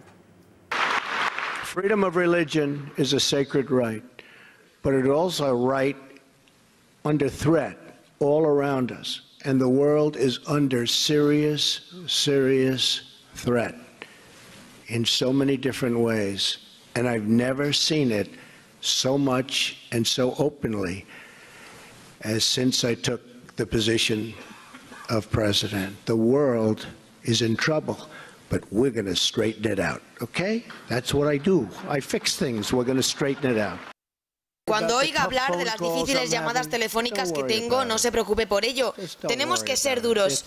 Es hora de que seamos un poco duros, gente. Se han aprovechado de nosotros virtualmente cualquier nación del mundo. Ya no va a pasar más. Bueno, y un aspecto más, antes de entrar en debate, hay muchas cositas que les vamos a ir contando de Estados Unidos y más declaraciones de Trump y del resto de líderes europeos y del mundo que opinan desde luego de la política estadounidense. Un sondeo de Reuters que llamaba la atención sobre la política migratoria, porque si atendemos a lo que la prensa internacional y estadounidense dice, o los ecos que muestran sobre la política migratoria que tiene Donald Trump, pues diríamos que todo el mundo está en contra. Pero fíjense, preguntados los estadounidenses si bloquearían el acceso a los ciudadanos de Irán, Irak, Libia, Somalia, bueno, estos 7 países hasta que las medidas de control estén preparadas, el 49% de los estadounidenses estaba a favor y el 41% estaba en contra. Es decir, que según este sondeo de Reuters, hay más americanos a favor de la política migratoria de Donald Trump al respecto que no en contra. Bueno, Kiko, director de laeratrump.com, ¿qué te parecen las declaraciones de hoy de Donald Trump, que desde luego no dejan indiferente a nadie, y también este sondeo que dice todo lo contrario de lo que dicen los medios de comunicación? Bueno, yo creo que las declaraciones a las formas extravagantes del presidente de Estados Unidos nos vamos a tener que ir acostumbrando lo más rápido posible, porque va muy rápido también en sus decisiones y en sus declaraciones. En cuanto al fondo, él sigue en el tono que le ha dado la presidencia de Estados Unidos, frente a todos, frente a lo que llama el establishment, frente al 90% de las grandes cabeceras periodísticas de ese país, frente al Fondo Monetario Internacional, que intervino, frente hasta el Vaticano, que dijo que ese hombre pues, no era cristiano, frente a todos los poderes y altavoces más potentes del mundo occidental. Donald Trump ha ganado con ese discurso. Me parece lógico que insista en él, que es el discurso, es el de Steve Bannon en Breitbart desde hace muchos años, el exigirle a los representantes de un país que defiendan los intereses de un país por encima de otros intereses, sobre todo son intereses ocultos. En cuanto al porcentaje, a mí me parece escaso el 49% a favor, o sea, solamente el 49% de los americanos de acuerdo con la medida. Yo estoy seguro que es mucho más. Y estoy seguro que no nos habríamos casi ni enterado de esta medida si la hubiese planteado el presidente Obama. El presidente Obama, recordemos, ha deportado a más inmigrantes ilegales que los 5 anteriores presidentes de Estados Unidos antes juntos. Que los 5 juntos. El presidente Clinton inició el muro que quiere acabar el señor Trump. la señora Clinton, Obama, John McCain, que siendo republicano ya sabes que está también en el mundo, aplaudieron a rabiar las decisiones de Obama de esas expulsiones, o las declaraciones de Clinton diciendo que se iba a expulsar más que nunca. Clinton no lo consiguió, lo consiguió Obama. Es decir, no nos hemos enterado de las políticas que tienen la complejidad de la política de una nación joven, relativamente históricamente, pero bueno, sobre la que ha caído una hegemonía mundial en los últimos 30 años. Al hilo de lo que decías, que el control sobre las fronteras terrestres y marítimas de Estados Unidos se votó en el año 2006 y contó con los votos, con el sí del senador republicano McCain, del senador por aquel entonces Barack Obama y de la senadora Clinton, que ambos, o los tres mejor dicho, votaron que sí al proyecto de ley para establecer un mayor control operacional sobre las fronteras terrestres y marítimas internacionales de Estados Unidos. Que Obama recibió el Premio Nobel de la Paz y 8 años después ha dejado un mundo en guerra, ¿no? Que nos avisen ahora que parece que Trump es casi la apocalipsis, el final de los tiempos, pues porque tiene unas formas peculiares, es verdad, de hacer política, porque ha conectado de verdad con gran parte del pueblo americano. Bueno, pero es que lo de populista es una cosa, decir, no, es que conecta, bueno, vamos a ver, ¿qué es populista, Carmen? Dar unas noticias, no, déjame, era una pregunta retórica, perdona. Vale, perdón, pues ahora te la contestaré de todos modos, bien. Me la voy a tomar al pie de la letra. Pero digo, te contestemos, Kiko. Te digo, porque ¿qué es populismo? De prometer unas cosas en campaña y cumplirlas. No. Sí, porque parece que es lo que molesta a Europa. Que están escandalizados. No, pues, o sea, es demagogia prometer una cosa, que te elijan para eso y hacerlo. ¿Es demagogia? No. Bueno, bien. Pues eso es lo que ha hecho el presidente Trump. Ha prometido unas cosas y en 15 días de gobierno ya ha cumplido más que todo lo que ha cumplido Mariano Rajoy en 9 años y todo lo que cumplirá, aunque esté 20 años más, de sus promesas electorales del principio. Perdona. No, pero es que yo creo que cumple las promesas. Le llamas a ese populismo, por favor, quiero populismo a grandes dosis, de verdad. Rajoy en el año 2011 prometió toda una serie de cosas que rápidamente incumplió. Bueno, sí, o sea, que es el caso opuesto. Claro, pero el populismo, ¿qué es de los dos? No, pero yo lo del ¿prometer una cosa y no hacerla o prometer una cosa y hacerla? Carmen, por alusiones o por respuesta a la pregunta retórica o no retórica. Es que, lo de populismo se lo he dicho cuando has dicho que había enganchado con el público. Lo que pasa que luego ya salteaste al otro. Ha enganchado con el público porque esa es una de las cualidades del populismo. Y una de las características que lo define es lo de separar dos bloques, polarizar. Entonces, él lo hace también, pero es que no solo ha salido el 49 al 41, ¿no? Más o menos era. Sí. Es que incluso dentro de los demócratas también ha habido esa división y dentro de los suyos también. No sé si habéis visto completo... Luego no son dos bloques, ya, y la definición de populismo se está deshaciendo, porque ya no hay dos bloques. Dentro del Partido Republicano... Dentro del Partido Republicano se han opuesto a Trump de una forma muy vehemente. Lo que digo es que el populismo divide tanto en dos bloques que hasta dentro de su partido lo ha partido también. Es que esta es la característica, o sea, es crear una historia, una película y un enemigo y yo voy a defenderte. O sea, estos son los malos y nosotros somos los buenos. Entonces, claro, ¿cuál es el éxito de Trump? ¿Por qué le han votado? Aunque tuvo más votos Hillary, esto también lo sabemos. Porque es el populismo, sí, pero sobre todo dice lo que a lo mejor nadie se atreve a decir. O sea, es como ese lado oscuro que todos tenemos, que todos lo tenemos, y él lo dice. Bueno, a mí me parece un lado bastante blanco, nada oscuro, bastante cristalino. De esa censura de lo políticamente correcto, que es la peor censura que puede tener un Estado democrático, porque además... Que es la que llevamos padeciendo 40 años. Claro, es que además tú sabes la gravedad de esto, es que es autoimpuesta. Porque claro, cuando la censura te la pone el poder político y te la impone... Autoimpuesta, quizá. ¿Sabes lo que pasa también con esto? Que los americanos, decir, no, es que ha conectado. No, ha conectado, no. Le ha dado una voz a lo que los americanos ya sabían. Oye, cuando me critica el New York Times, sí, claro, pues es que el New York Times es el periódico de Carlos Slim. Es que es el periódico de Carlos Slim. El Washington Post, claro, porque el Washington Post es el periódico del dueño de Amazon. Es que ha ido identificando, es decir, eso de todos los hombres del presidente, aquella magnífica película, ¿os acordáis? Robert Redford, ¿no? Haciendo de, ¡ay, estupendo, somos súper... Alejandro, yo seguro que la habrás visto como primera plana y es una de las cosas a las que te ayuda a ser periodista y a destapar el gran esto y cargarte a un hombre poderoso y malvado.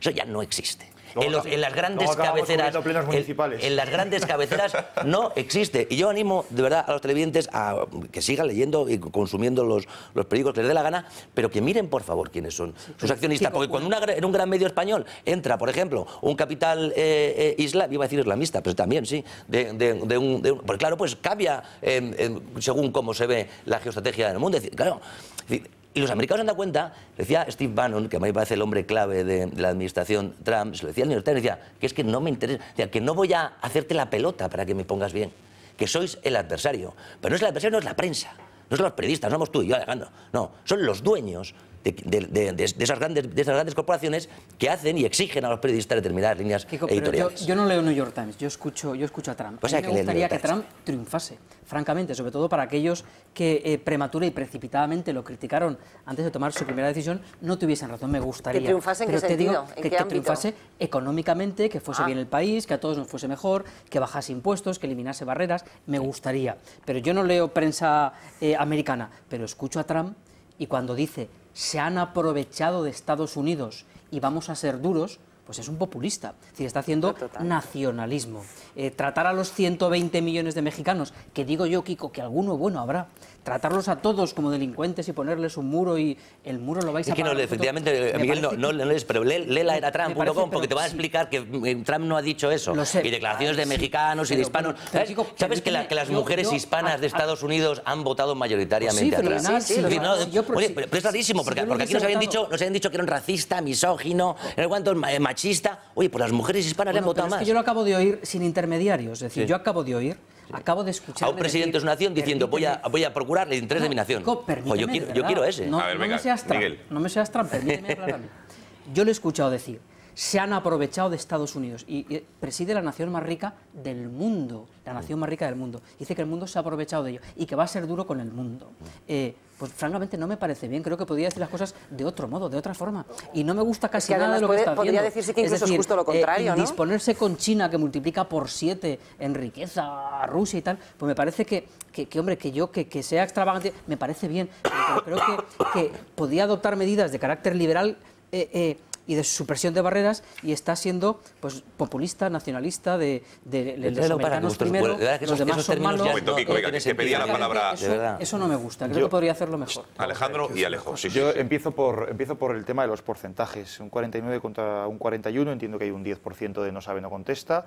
Es que no sé qué quiere decir el tema de los porcentajes. Entiendo que es una forma como de dar legitimidad a una decisión. Probablemente si en Arabia Saudí preguntases a la gente si están a favor de que las mujeres usen el burka, también ganaría por porcentaje amplio. Y eso no quiere decir que esté bien. Vayamos, yo creo que a analizarlo más allá de lo que vota o no vota la gente, porque a lo largo de la historia la gente se ha equivocado y mucho votando.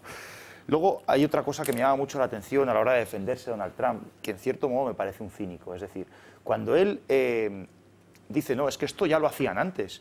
Bueno, claro, es que usted ha llegado a la Casa Blanca diciendo que todo lo que hacían antes estaba mal, entonces ¿en qué quedamos? Y si ya lo hacían antes y usted está basando de manera nada inocente y de manera totalmente intencionada sus mensajes y su discurso en conceptos como este, es decir, en pegarle un avispero a muchas cosas, entonces lo que es, además de un cínico, es un poco irresponsable. Vamos a ver, si analizamos lo que es la decisión que él ha tomado, veía que sacábamos aquí lo que habían decidido Obama o Clinton sobre el control de las fronteras. Una cosa es el control de las fronteras, que efectivamente la gran mayoría están de acuerdo, y otra cosa es la decisión que ha tomado Trump. Es decir, una decisión que es un veto, que él ha tomado de manera unipersonal, casi te diría. Es verdad que ahora la administración Trump está recurriendo mucho a una decisión que tomó Obama en su momento, que fue restringir las llegadas de personas procedentes de Irak a partir de una operación antiterrorista en la que se detuvieron a 2 personas. Pero no tiene nada que ver con la decisión que ha tomado Trump ahora. Es decir, no fue un veto, no fue todo lo que venga de Irak no entra. Es decir, fue una serie... No, Kiko, no. Fueron unas medidas más restrictivas. Son las mismas. Son las mismas. No, Kiko, no son ha copiado, son las mismas. Y solamente ha puesto debajo más países. Son las mismas, Alejandro. Míralo, son las mismas. Que son las mismas. Lo consultó con un montón de organismos, como puede ser, por ejemplo... Que sí, y por eso nos han consultado ahora. Si te lo explican, si es que de verdad, si es que no sé dónde leéis esas cosas. Que es lo mismo, Alejandro. Vayamos al fondo de la decisión que ha tomado Trump. Es decir, cuando él elige los países que elige, tú sabes muy bien, Kiko, porque entiendo que estás bien documentado en este asunto, que las mayores matanzas que se han hecho en Estados Unidos por carácter terrorista nunca han tenido como protagonistas personas que llegaban de los países que han sido vetados. Es más, la gran mayoría, y puedo citar aquí algunas, como puede ser los 50 personas que murieron en la discoteca de Orlando, como puede ser la masacre de San Bernardino, como puede ser, por supuesto, el 11S, donde la mayoría de personas eran terroristas que procedían de Arabia Saudí. Todas esas matanzas están protagonizadas por personas que han nacido de Estados Unidos o, en segunda instancia, nacidos de personas que venían de Pakistán o que venían de Afganistán, por supuesto, ya lo he dicho, de Arabia Saudí, lo que en Estados Unidos llaman los homegrown terrorism, ¿no? Es decir, la gente que ha nacido aquí y son terroristas. Claro, vayamos a la decisión. Es una decisión unilateral, una decisión casi te diría que justificada en cuestiones que no son una amenaza específica, tal y como bien sabes ha reconocido desde la Casa Blanca, y que no responde a una amenaza real. Entonces, no tiene sentido la decisión que ha hecho, por lo menos los 7 países que ha elegido. Te voy a poner un ejemplo. Imagínate que por una cuestión religiosa una persona de la minoría cristiana que vive en países y perseguida en países de mayoría musulmana, como casos que no se nos escapan, quiere ir a Estados Unidos huyendo y para pedir asilo. Es que no se lo permitiría por haber venido de uno de estos países que, insisto, no es una amenaza real. Solamente por eso la medida ya es injusta. ¿Estamos de acuerdo o no estamos de acuerdo? Contesta Kiko y pedían la palabra Alejo y Jordi, venga. El documento es calcado del DOA. Y lo que hace es que se añaden otros países que, por sus informaciones de inteligencia, entienden que tiene que cortar durante la mitad de tiempo de lo que le impuso Obama. Obama lo puso por 6 meses, él 3 meses, aunque amplía países. No sé cuál es el funcionamiento de la Casa Blanca. O sea, no sé si Trump ha cogido, ha hablado con la CIA, ha hablado... No lo sé. Es el respeto, Alejandro, primero es el respeto a la decisión soberana de un país. Cosa que me parece que estamos olvidando permanentemente. El respeto a que han elegido un presidente, a que ese presidente tiene un discurso que es el que gusta a la mayoría de los americanos y toma las medidas que están gustando a los americanos.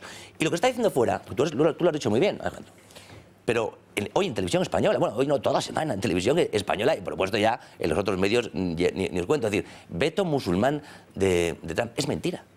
Es que es mentira, pero es que es tan evidente la mentira de New York Times, de Washington Post y de televisión española que pone un cintillo permanente, veto musulmán, racismo, islamofobia, es mentira. Entonces, decir, claro, cuando se agita una mentira tan evidente, de una forma tan escandalosa, el común de los mortales que tenga algo de sentido común, va a caber la redundancia, dice, sospecha. ¿Por qué dicen que ha hecho un veto a los musulmanes si no es verdad?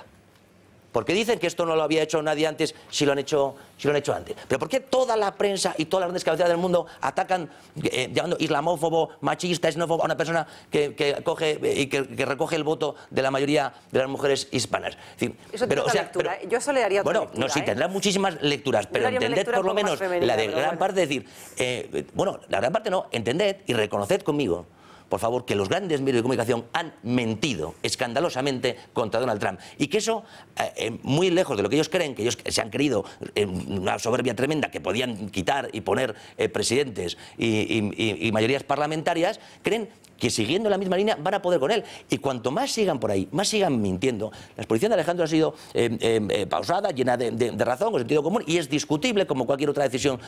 Pero cuando la mentira es permanente, es tan escandalosa, está creando una reacción en Estados Unidos y en parte de Europa, es decir, ya no os creemos nada. Porque lo que podemos comprobar sabemos que es mentira. Alejo y Jordi. Bueno, lo que es claro es que Trump está procediendo a la voladura de lo políticamente correcto. Es decir, que él, en su lenguaje, en su discurso, incluso en su actitud, él desprecia profundamente al progresismo blandurrio que ha imperado en Occidente durante una serie de décadas y está decidido a acabar con ello. Hay un aspecto de lo que Trump propone y lo que quiere hacer que a mí me parece que es un error, y supongo que a medida que lo vaya desarrollando se dará cuenta, ¿no? Y es el proteccionismo combinado con el aislacionismo. Yo creo que eso, en términos económicos, es un error. Es decir, el libre comercio ha creado mucha riqueza y ha sacado a mucha gente de la pobreza. Lo que pasa es que el libre comercio y la globalización genera bolsas de perjudicados. Pero una cosa que Trump aprenderá cuando lleve unos meses en el cargo es que el coste de corregir las deficiencias de la globalización es mucho menor que el coste del proteccionismo. Entonces, pero eso, digamos, ya lo verá, ¿no? Ahora, no se puede negar que muchos norteamericanos consideran que hay determinados aspectos del orden mundial en el que ellos pues no han sido tratados de forma equitativa. Y hay dos capítulos que Trump señala porque sabe que toca un nervio del pueblo norteamericano sensible. Uno es el gasto en defensa. Es decir, el gasto en defensa de Europa no se corresponde con lo que debería gastar Europa en defensa. Y en cambio, Estados Unidos hace un sobreesfuerzo en defensa. Entonces, si la OTAN nos defiende, y se supone que es así, de graves amenazas que, en fin, que nos acechan, pues hombre, que todo el mundo contribuya de manera equitativa, o por lo menos proporcionalmente a su Producto Interior Bruto. Entonces ahí yo creo que lleva algo de razón. Y después, en lo que es la financiación de los grandes organismos internacionales, bueno, pues también las cargas hay que distribuirlas de manera más equitativa. Dicho esto, yo en el tema de Trump creo que hay que ser prudentes, estamos muy al principio de la presidencia, hay que dejar pasar un tiempo, hay que ir viendo cómo va aplicando su programa y desde luego lo que me parece una estrategia absolutamente equivocada es esa demonización prematura que él muy hábilmente utilizará a su favor. Jordi. Sí, no, muy brevemente, porque es que vamos a tener Trump para rato. Y quizás hay que empezar por lo básico. O sea, lo que hace el señor Trump es legal, pues se presupone que sí. ¿Es legítimo? Obviamente, ha sido el presidente escogido por los norteamericanos. Luego, ese anti-Trump que hay en el mundo, pues yo creo que acabará bajando, ¿no? Está todo muy reciente, pero es legítimo y es legal. Oye, otra cosa es que uno esté de acuerdo, sea correcto, ¿no? Eso, claro, eso es otra cosa. Claro, dices, pongo unas medidas excepcionales de entrada de unos nacionales de unos determinados países. Los datos, número de estadounidenses muertos por atentados de inmigrantes de los países vetados desde 1975. 0.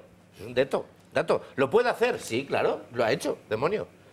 Pero eso realmente no se ajusta a un peligro como mínimo en los últimos, pues, ¿cuánto?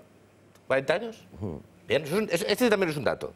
Hombre, Arabia Saudí parece que sí que es un sitio donde de vez en cuando algunos se escapa. Bueno, fíjate si se escapan, que se escaparon después de estrellar los aviones porque no se podía volar en ningún sitio menos Arabia Saudí.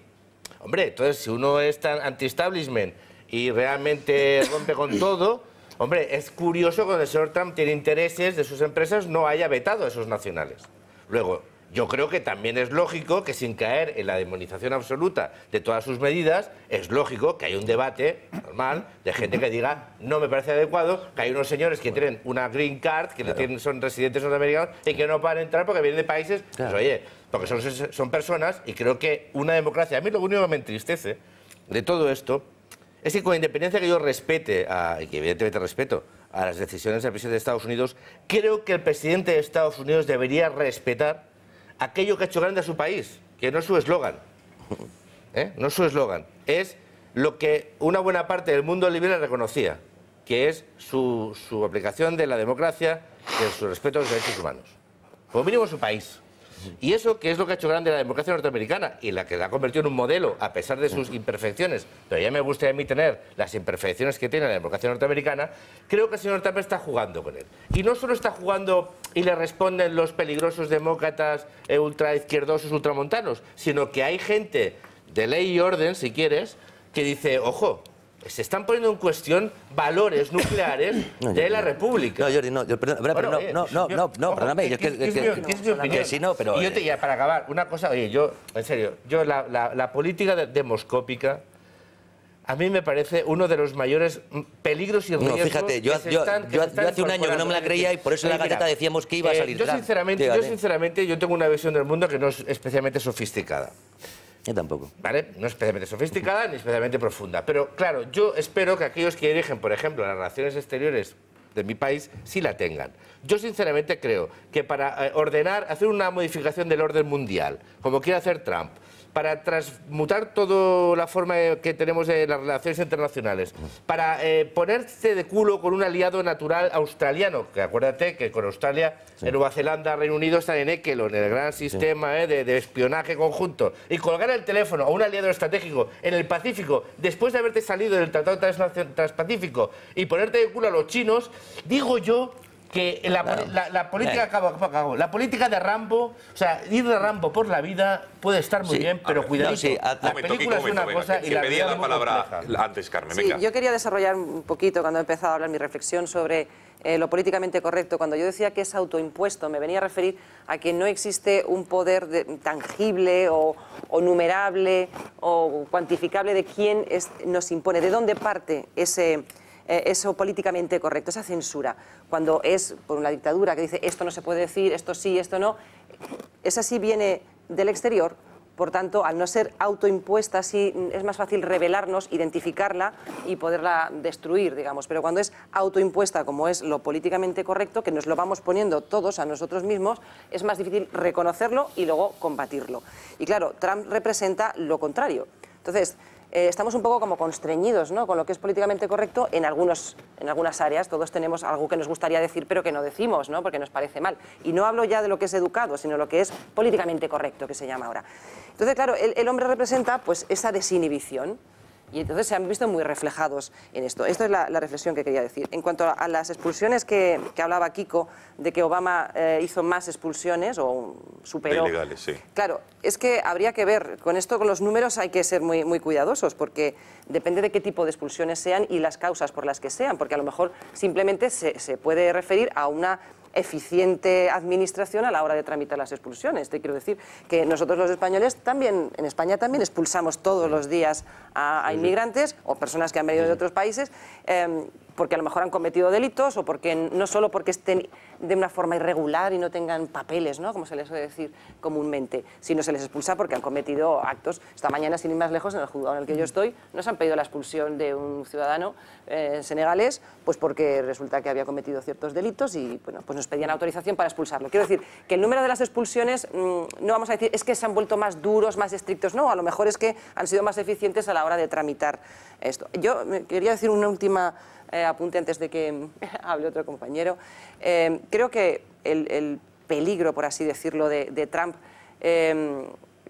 pone no solo en peligro, digamos, la división o esa polarización de la sociedad, sino en cuanto a Europa, me preocupa que este radicalismo xenófobo y así como de ultraderecha podría parecer, todo lo que está en Estados Unidos acaba viniendo a Europa. Esto lo sabéis, lo bueno y lo malo, ¿no? La comida rápida, las gorras que se llevan así puestas, en fin, todo lo vamos importando. Sobre todo porque viene mucho por las series de televisión, Hollywood, ¿no?, que ha hecho mucho daño en muchas cosas y en otras muy buenas. Entonces, creo que ahora es el momento de que Europa fuese más fuerte que nunca. A mí esto sí me parece que es el momento pues estamos apañados. Pues no, pues sí, pues debería ser, Europa, porque precisamente este tipo de este tipo de discursos lo que hace es radicalizar a la derecha, sobre todo, entiendo. Entonces, el populismo que en algunos países domina el de la izquierda y en otros domina, porque el populismo tan malo es el de la derecha como la izquierda, o el radicalismo. Entonces, bueno, hemos visto que Le Pen, por ejemplo, se le ha embargado la nómina, no sé si os habéis enterado, porque estaban utilizando los fondos que le daban al Frente Nacional. Estaba cometiendo un fraude. Para financiar ir en contra de Europa, ¿no? Imaginaros aquí... Fraude que ella niega, por cierto. Bueno, ella niega, pero de momento le ha embargado la nómina, ¿no? Sí. Entonces, yo creo que ahora tendríamos que pelear por hacer una Unión Europea más fuerte, precisamente por este... Venga, brevemente, por favor, Miguel y Alejandro. El problema de verdad, pues salidas de tono, ruptura con la anterior, puede ser incluso saludable en muchísimas ocasiones. El problema de fondo que creo que nos va a empobrecer a todos es el que se ha iniciado, porque los efectos se ven tarde. Cuando tú decides ponerle un arancel de un 20% al producto mexicano, lo que sucede es que la tentación es muy grande, porque los americanos importan 2 billones de euros. Entonces, no, pues los 2 billones se quedan en casa, ¿vale? Bien. Y tú ves al beneficiado, porque el beneficiado dice, no, ya no compro coches fuera, los fabrico yo, y el beneficiado del proteccionismo lo ves. Es el grupo de trabajadores que van a la fábrica, lo ves. El beneficio lo ves. El daño no.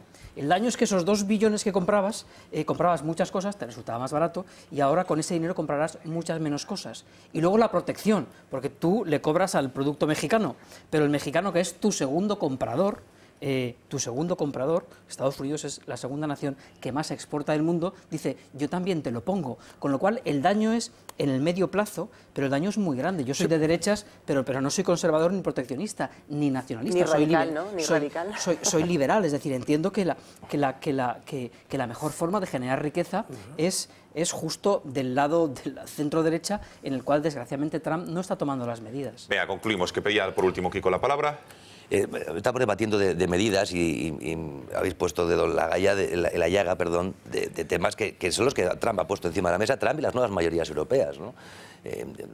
Querida Cidas Carmen, querías una Europa, imagino te referías a una Unión Europea más fuerte. Sí, claro. Pues yo creo que la Unión Europea está más débil que nunca y seguirá siendo débil hasta que desaparezca, porque para mí es un proyecto deberíamos de luchar por absolutamente fallido. No, yo no tengo ninguna gana de luchar por la Unión Europea, por lo que ha hecho para Europa. Pero que creo verdaderamente que este debate, es decir, ¿es bueno el proteccionismo? ¿No es bueno? ¿Cómo está afectando a la globalización? Esas bolsas de pobreza que están generando. ¿Se está destruyendo o no se está destruyendo la clase media occidental? Y la clase trabajadora occidental. ¿Qué repercusión, aparte de políticas económicas sociales, va a tener eso? ¿Qué significa populismo? ¿Qué significa liberalismo? Porque habéis dado dos epítetos que ya carecen prácticamente... Estoy diciendo lo que es los planteamientos, los temas que habéis puesto encima de la mesa, que me interesan todos, es decir, pero que no se ha hablado durante la campaña de Trump de estos. Es que era un misógino, un xenófobo, un radical, un populista, una basura humana, lo peor. Es decir, eso es lo que han repetido una y otra vez todos los altavoces. Y, joder, yo creo que es como para sospechar algo, para reflexionar. ¿Por qué no hablamos sobre estos temas? Y la clave es, el que habéis rozado todos de una manera o de otra, es el globalismo. No la globalización tecnológica, social, económica, que nadie discute. Sí el globalismo, la imposición. Es decir, que esa globalización la impongan una serie de instituciones supranacionales y digan ellos quién, cuándo y cómo. No, es que eso es de lo que habla Trump. Trump no es puede ser Trump un millonario americano que tiene una torre. ¿Cómo va a ser socialista? Yo no defendía eso. No, si no digo que lo defendieras tú. Claro, pero ni proteccionista, no, es que el mundo ha cambiado, joder. El mundo ha cambiado y lo que tiene que ser el mundo no lo tiene que decidir este nuevo mundo, cómo hay que gestionar los cambios tecnológicos, económicos, sociales, migratorios, no lo tiene que decidir el Fondo Monetario Internacional, imagino que tampoco la ONU, porque si tanto os fastidia Arabia Saudí tiene asiento en el Consejo de los Derechos Humanos de la ONU, es decir, imagino que la ONU tampoco nos sirve para eso, ni nos sirve el Fondo Monetario Internacional, ni nos sirve Goldman Sachs, ni tampoco Bruselas.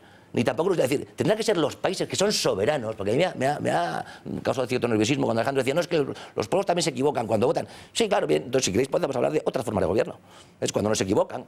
Pero a lo mejor los pueblos, como decía algún pensador, son más sinceros cuando pelean, cuando guerrean, que cuando votan. Sí, bueno, es otra cosa, pero quizás es otro debate. Sí. No, pero... Se vota con más miedo que se lucha, ¿eh? Se vota con más miedo que se lucha. No te creas. Nos piden paso desde arriba, desde nuestra redacción. Cristina Ramos, que creo que estás con una invitada especial que tiene novedades y cosas que contarnos. Cristina, buenas noches. Muy buenas noches de nuevo, Gonzalo. Pues sí, es que me he enterado que ya han comenzado las actividades del Club de Amigos de este mes de febrero y por eso está aquí a mi lado Paula Cruzado del Club de Amigos, que va a contarnos qué actividades son y en qué consisten. Pues la verdad que sí, Cristina, buenas noches a todos. Ha arrancado esta semana todas las actividades de este mes de febrero. En esta semana hemos arrancado dos de los cursos que tienen más éxito. Uno es el curso de tablet y smartphone, el nivel tanto básico como avanzado. Hoy también ha empezado el de desarrollo personal y autoestima. Pero la semana que viene arrancan muchísimos más. Arrancan el curso de comunicación efectiva y oratoria, el curso de crochet, el curso de canto para toda la gente que le guste cantar, que tenga ese hobby, pues el Club de Amigos de Intereconomía les da esa oportunidad. El curso tan esperado, el ciclo de historia de Fernando Paz, el que este año vamos a tratar pues toda la historia del mundo actual desde la Primera Guerra Mundial hasta nuestros días. Tenemos visitas culturales a Brunete, en el que visitaremos la batalla. El día 8 de febrero, creo recordar, Tenemos una conferencia económica, el día 15 de nutrición, el día 28, no se lo pueden perder, una conferencia súper importante sobre el Islam, política, teología y yihad, en el que nos la va a impartir Rab Salam. Y bueno, esperamos, Cristina, que, bueno, pues que todo el mundo se apunte a nuestras actividades, que la verdad es que son muchas, muy variadas, y que nos llamen a nuestro teléfono del Club de Amigos de Intereconomía, al 91-616-2464, y recordar que el Club de Amigos de Intereconomía ha estrenado una página web que es www.clubdeamigosdeintereconomia.com. Claro, queda clarísimo. Muchísimas gracias, Paula. Ya pueden visitar y llamar a ese número de teléfono, el email o la nueva web. Gracias, Paula, Cristina, y nos vamos viendo por aquí, por el Gato al Agua. Bueno, hacemos la última pausa de publicidad y regresamos aquí con la recta final del Gato, con Podemos y esa guerra abierta tan interesante que tienen. A ver cómo la cierran, si es que la van a cerrar. Ahora la volvemos.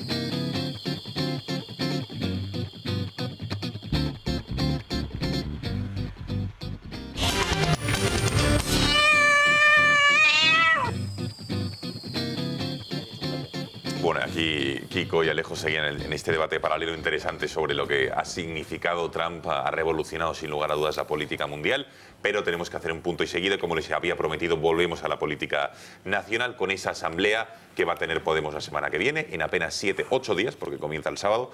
Y la guerra, desde luego, entre Iglesias y Errejón sigue abierta más que nunca. Finalmente ya se ha descartado que haya podido haber ningún pacto de listas conjuntas y de candidaturas conjuntas. Veíamos a Carolina Vescanza, que ha sido la última víctima. Digamos que es un choque de trenes, el enfrentamiento entre Iglesias y Errejón, y ha dicho que no podía subirse a ninguno de ellos porque están haciendo que, en vez de debatirse de ideas, se debata solo de personas y de caras. Por eso Vescanza ha dado un paso al lado, porque no va a dimitir como diputada.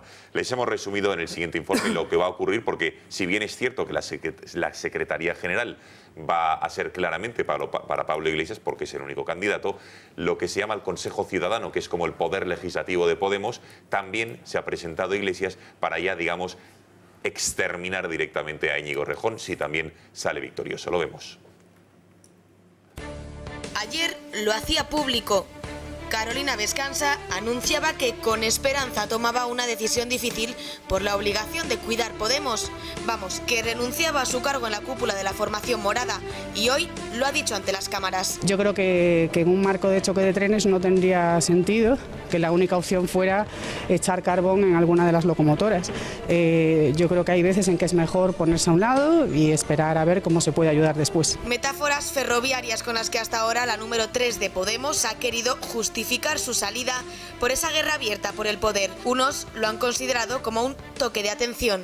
Tomo en ese sentido un poco una parte del toque de atención que nos daban Nacho Álvarez y Carolina Vescanza. Otros, a 10 días de Vista Alegre 2, no se lo han tomado nada bien. Yo no creo que haya sido lo mejor, a 10 días de que tu cargo pierda vigencia, decir me voy para que hablen de mí. Pero, por ejemplo, su fiel compañero, amigo y el que contaba con ella en sus listas, Pablo Iglesias, ha admitido hoy la confrontación que ha hecho a Vescanza marcharse. Creo que aquí la elección fundamental es, digamos, entre dos equipos de personas con dos liderazgos diferentes y con ideas distintas plasmadas en documentos. Teresa Rodríguez ha respetado la decisión de la exsecretaria de Análisis Político de Podemos, pero sí ha recordado este momento como algo infantil. Organización federal debería estar en el centro de los debates y no los dimes y diretes sobre bronquitas de colegio en el Congreso de los Diputados. La crisis interna en Podemos por el Congreso de Vista Alegre 2 ha cobrado ya su primera víctima, una de las cofundadoras del partido, que consuma así también su distanciamiento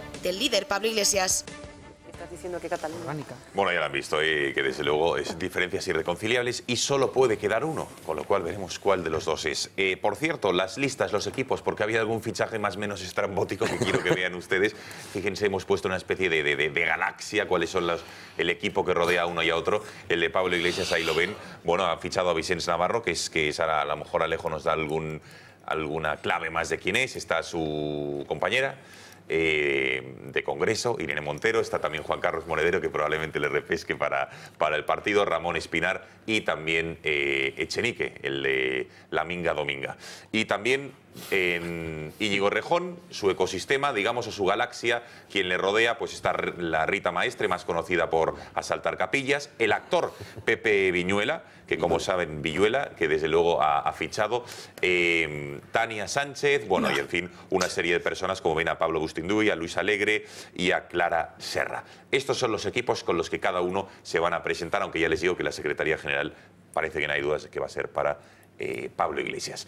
Bueno, ¿cómo veis esta asamblea? Porque desde luego decía antes Jordi Caña que es mejor un congreso, una asamblea plácida, pero desde luego para los periodistas es interesantísimo, pero desde luego que aquí solo va a quedar uno vivo, ¿no?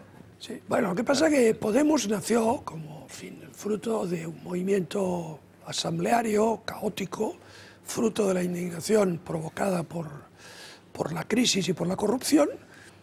Indignación que se entiende, porque había muchos motivos para indignarse en un cierto momento de la vida española y europea en general, pero ellos transforman esa energía difusa en una formación política y claro, cuando han de pasar de la verborrea marxistoide de facultad a programas de gobierno y a enfrentarse a la realidad, pues Pablo Iglesias sigue empeñado en fórmulas absolutamente irrealizables de acuerdo con el mundo en el que vivimos, y el otro, Íñigo Errejón, pues, hombre, propone que uno juegue dentro del sistema, que haga cosas más viables y más posibles, ¿no?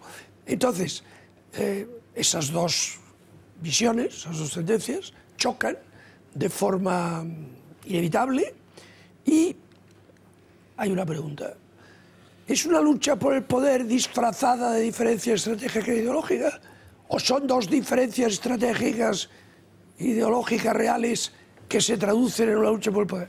Digamos que eso, pero es muy subjetivo, eso no lo podremos, digamos, saber. Pero me parece que este desgarro interno de Podemos, que ha causado la melancolía de la madre ejemplar, que es Vescacha, pues, bueno, ese desgarro interno era inevitable porque una formación como Podemos, que lo que pretende está fuera del mundo, cuando se ha enfrentado a la realidad del mundo, pues obviamente se ha descompuesto por dentro. Pero una pregunta, los medios de comunicación han trasladado la imagen de que hay como Pablo Iglesias es la versión más radical, más dura de Podemos, e Íñigo Errejón es como lo suave, ¿no? Lo más socialdemócrata, más pegado hacia el centro, hacia el socialdemócrata nada. No, bueno, yo te digo lo que han dicho medios de comunicación. ¿Hay uno que es más blando y otro que es más duro, o en el fondo son los dos los mismos y tienen diferencias, lo que decía Alejo, organizativas y de tipo de partido? Son diferencias estratégicas, básicamente. Ahora, el fondo ideológico es el mismo, es el mismo y es un puro disparate. O sea, es un puro delirio. Es decir, si se aplicase la política económica que quiere Pablo Iglesias y el muchacho Errejón, si se aplicase esto en España, al cabo de un año estamos todos en la miseria. Pero no los ricos, no. Los ricos, los pobres y los de en medio. O sea, todos en la miseria. Entonces, claro, ahora, en cuanto a cómo llegar al poder, Pablo Iglesias es partidario de la toma del Palacio de Invierno y Errejón es más posibilista, es más de, bueno, pues hacer un poco de comedia. O sea, esta es la diferencia. Ahora, el fondo ideológico profundo es el mismo y es un puro disparate. A ver, Carmen, pedía la palabra y Jordi. Sí, bueno, yo no suelo meterme en las cuestiones familiares, domésticas de los demás, ¿no? Yo creo que cada uno con las suyas tiene bastante, pero en cualquier caso, cuando el enfrentamiento es tan virulento, ¿no? como parece, yo creo que suele jugar más una cuestión de egos que realmente de ideas. Supongo que las ideas básicas cada uno, o sea, tendrán las mismas y será una cuestión de estrategia, pero en realidad yo creo que lo que hay es un problema de egos. Y esto pasa porque es un partido joven. O sea, a los partidos jóvenes les pasa esto, luego se aprende. A nosotros nos ha pasado también en UPyD y, sin embargo, ahora salimos de este fin de semana de haber tenido nuestro congreso en el que habían dos candidaturas, concretamente yo encabezaba una de ellas y, bueno, ha salido la otra, la de Cristiano Brown, y hoy hemos estado tomando café y tomando té y pasando nuestro programa y diciéndole, mira, esto es lo que hubiéramos hecho si hubiéramos estado en la... Entonces, claro, eso es un proceso de madurez. Entonces, pues bueno, es normal que tengan estos tipos de enfrentamientos y sean más o menos fuertes, porque es un tema, yo creo que de egos y de madurez, pero ya aprenderán, o si es que duran, ¿no? Porque eso también... Hay una teoría de que los partidos emergentes no duran más de 8 años. ¿no? Sí, Miguel, me interesa mucho que nos digas, bueno, cómo viviste el otro día ese rifirrafe en el Congreso, que han trascendido las fotos, a ver si las podemos ver, de Pablo Iglesias ¿Fue tan fuerte como dice todo el mundo? Bueno, yo la verdad es que lo vi, realmente no trasciende porque ellos hablan de tal forma para que no se escuche, pero sí, el mal rollo, la mala relación ya es de meses, ¿no? Hoy, de hecho, nada más comenzar la sesión a las 9 hemos hecho el minuto de silencio y quiero tener un recuerdo por el ministro Alonso. Que falleció ayer. Y se ha quedado solo de rejón porque los otros no habían llegado todavía. Entiendo que es incomodísimo para Pablo Iglesias estar sentado con su rival. Yo no creo que sea porque es un partido recién nacido, es un partido nacido al calor del rencor. Tú escuchas cualquier discurso en cualquier momento, en cualquier comisión, la de cultura o la de circulación viaria. Y siempre el de Podemos lo distingues porque los empresarios son malos, los banqueros hay que acabar con ellos, la derecha no sé qué, la Iglesia no sé cuántos, todos. Está inoculado de rencor, ¿no? Y me recuerda, yo no soy capaz de distinguir allí entre los 40 que hay, las ramas entre anticapitalistas, comunistas, anarco no sé qué, pero esto es como el lío que había en la guerra civil con el POUM y tal, aquel partido obrero de unificación marxista, que de repente desaparecieron 900 de ellos a manos de los del PCE, que dices, no llegas a distinguirlo, sabes que están peleados, pero es una tangana de estas que no sabes quién va con quién, ¿no? Y yo siempre pensé que efectivamente desaparecerían cuando aplicasen sus políticas, esas que arruinan países, ¿no? En Venezuela, pero no, probablemente desaparezcan por personalismo, ¿no? Hoy conocíamos el dato que tenemos 570.000 cotizantes más a la Seguridad Social. Si tú escuchas a ellos, que el año pasado, si tú los escuchas, lo que hay que hacer es revolución. Es decir, revolución, y tal, a los ricos, matar a tal. Claro, entonces tú inoculas el rencor, el odio, y luego es muy difícil de frenarlo, ¿no? Y por tanto, UPyD probablemente lo supere y vaya más, pero el tema de la extrema izquierda es que siempre han resuelto a golpes sus problemas. Siempre están muy fraccionados y divididos entre ellos, siempre. A ver, yo creo que en general, aquellos que nos hemos dedicado a la política o que formamos parte de un partido político, tenemos que ser muy respetuosos con los procesos internos de los partidos, siempre y cuando no los conviertas en un espectáculo, ¿no? Es decir, cuando ellos utilizan los medios de comunicación, las redes sociales, para pelearse públicamente... Se podrá opinar, ¿no? Claro, no se puede opinar. Se podrá opinar, ¿no? Porque si no sería un proceso, estar en un proceso precongresual donde presentan dos candidaturas, dos de los líderes del partido, que están peleando por ser el macho alfa. Pues, lógico, en un partido que está en proceso de consolidación, de acabar de construir sus estructuras, que son muy complejas porque es un partido de partidos, un partido que es casi confederal, donde Podemos es el núcleo, pero después hay partidos satélites que tienen tanto poder o más que él. Es decir, un partido muy complejo, pero que en su estructura nuclear, la de Podemos, ahora mismo hay una lucha, pues puede ser sana o no, ideológica, táctica, personalista en liderazgo, que tendría que ser observada, hombre, evidentemente, con voluntad de análisis por parte de los periodistas o de los analistas políticos, en cuanto forma parte del sistema político español y, por lo tanto, incide sus decisiones y sus cuitas en la política, pero no por los políticos.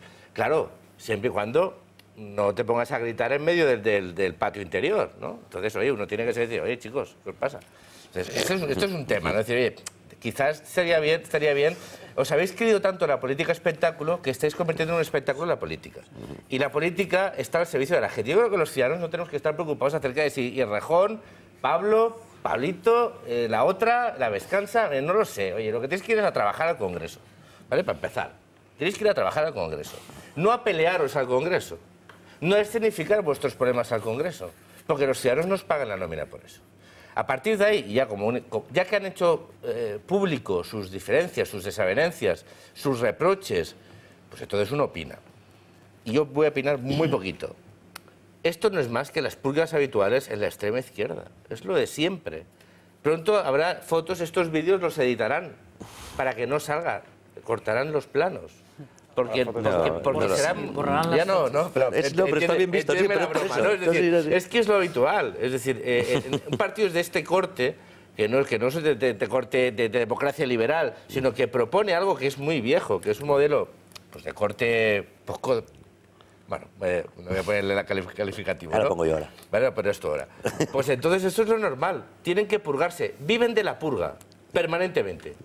Es un sistema que se nutre permanentemente de la purga.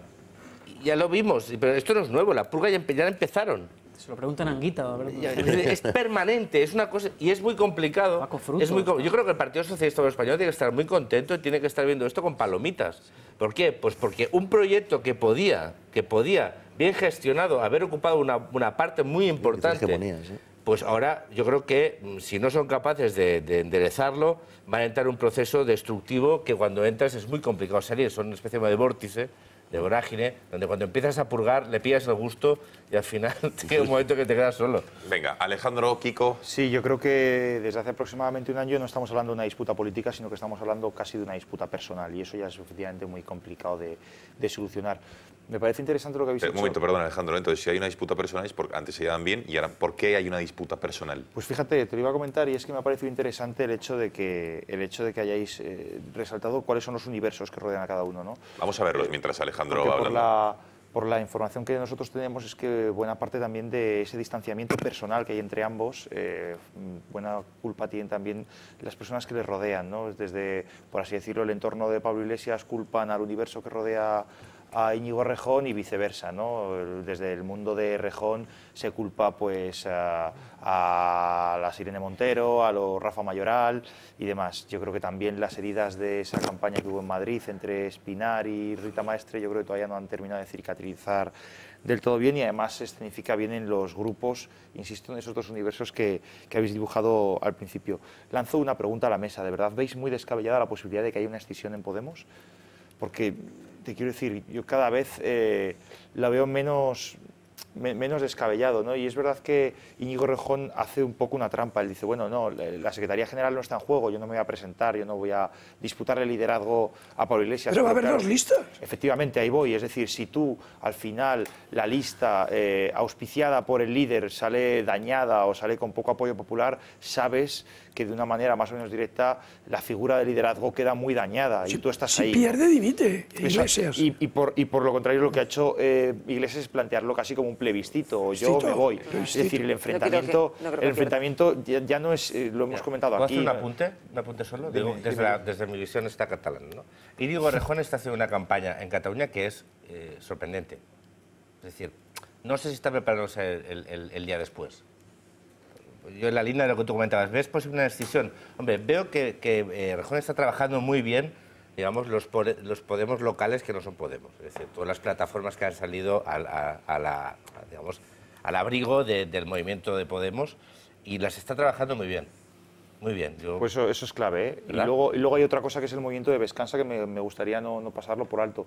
Vescansa es una persona que habitualmente había sido de la órbita de Pablo Iglesias, pero es verdad que en los últimos años había perdido bastante peso y bastante influencia. Miguel, tú que convives con ellos igual nos puedes arrojar más luz, ¿no? Pero al parecer Pablo lo que le había ofrecido era un puesto pero más abajo del que tenía ahora, no iba en ninguna de las dos listas, es decir, ha renunciado a algo que en 10 días al final se iba a hacer efectivo. Por tanto, no sé yo, has dicho tú, Gonzalo, un paso al costado. No sé si es un paso al costado para luego dar dos hacia adelante.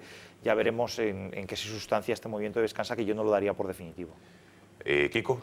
Sí, yo creo que Jordi da una clave importante, es decir, que está en su naturaleza, ¿no? Eso es el escorpión. Está en su naturaleza. Cuando uno se pone a hacer en el siglo XXI política, sí, toda muy aderezada tecnológicamente y con una eficaz utilización de las redes sociales, de las novedades tecnológicas, técnicas, pero el fondo de la política es un manual comunista de hace 100 años, que en todas sus versiones, ya sea la leninista, la trotskista, la maoísta, no, en todas sus versiones, en todas sus versiones ha funcionado, es decir, ha alcanzado el poder a base de purgas. Claro, es que no... Es decir, bueno, claro, de purgas, de gulags y de fosas comunes. Sí, no sé, pues cuando llega al poder pero previamente es la aniquilación es igual que son absolutamente crueles y despiadados una vez con el poder, con el resto, con ellos también, porque para ellos no hay además cada uno de ellos entiende que encarna la revolución, y en todas, es que sea cual sean las versiones que se han matado entre ellos. Recordaba con mucha gracia, Miguel, aquello del Partido Obrero de Unificación Marxista, el POUM, bueno, la FAI, es decir, todos los que de alguna manera han tocado, ¿no? Han sido, ¿dónde está NIN? Salamanca en Berlín. Se liquidan. Claro, el problema es que con esa renuncia obligada a la violencia, buena parte, por lo menos a la violencia más brutal, la violencia de la izquierda, yo creo, de la extrema izquierda sigue estando en la calle, lo hemos visto estas semanas, pero claro, con esa renuncia obligada a la violencia, pues lo tiene mucho más complicado, porque además tampoco van a poder borrar las caras que han salido. Andaba, Alejandro, un tema que me interesa mucho, es decir, si esto, como todas las purgas, no pueden acabar matándose, tendrán que tener otra salida más civilizada, gracias a Dios. Es decir, un camino puede ser la escisión y otra, no olvidemos la situación terrible que vive el Partido Socialista. O sea, el Partido Socialista, aunque tiene un respiro gracias a este enfrentamiento en Podemos, hombre, si ante un Podemos ahora mismo fuerte y monolítico, el Partido Socialista estaba enterrado. Tiene un respiro, pero no está salvado el Partido Socialista.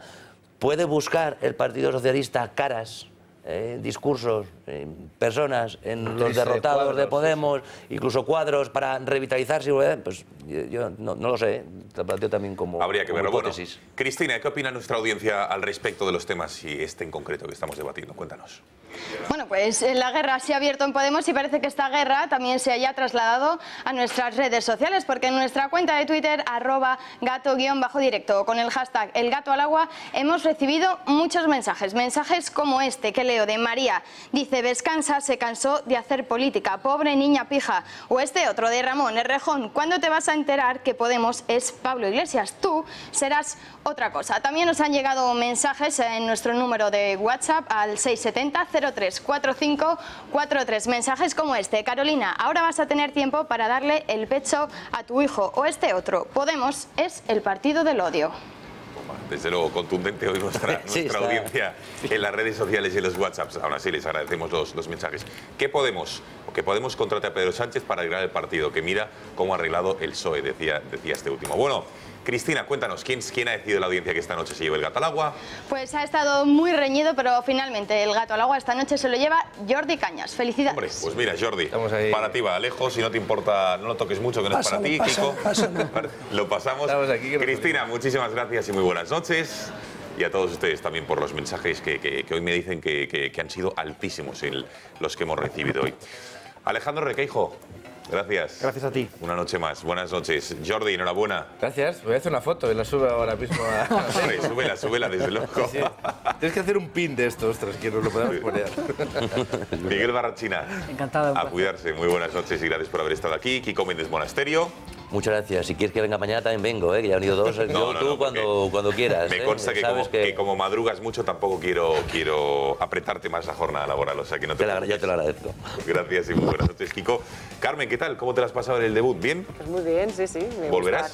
Sí, cuando queráis, porque además veo que hace falta mujeres. Sí, eso es cierto. Oye, eso es verdad y lo digo siempre. ¿no? O sea, y mira que hay talento por ahí, tanto de hombres y mujeres, pero aquí solo quieren hombres. Trabajan más que nosotros. Están trabajando siempre. Porque ese era político, ¿no? ¿Era político Miguel o me ha sonado que no era político Miguel Barrachina? Bueno, no. Pero ha dicho la verdad, que sea político. Eso es verdad. Alejo Vidal Cuadras. Buenas noches. A cuidarse, gracias. Y a todos ustedes, muchísimas gracias por su confianza, por haber elegido el Gato al Agua, para informarse, entretenerse, ya lo saben, que regresamos mañana a las 10. Que pasen buena noche y les dejamos con la editorial de Julia Ariza. Hasta mañana.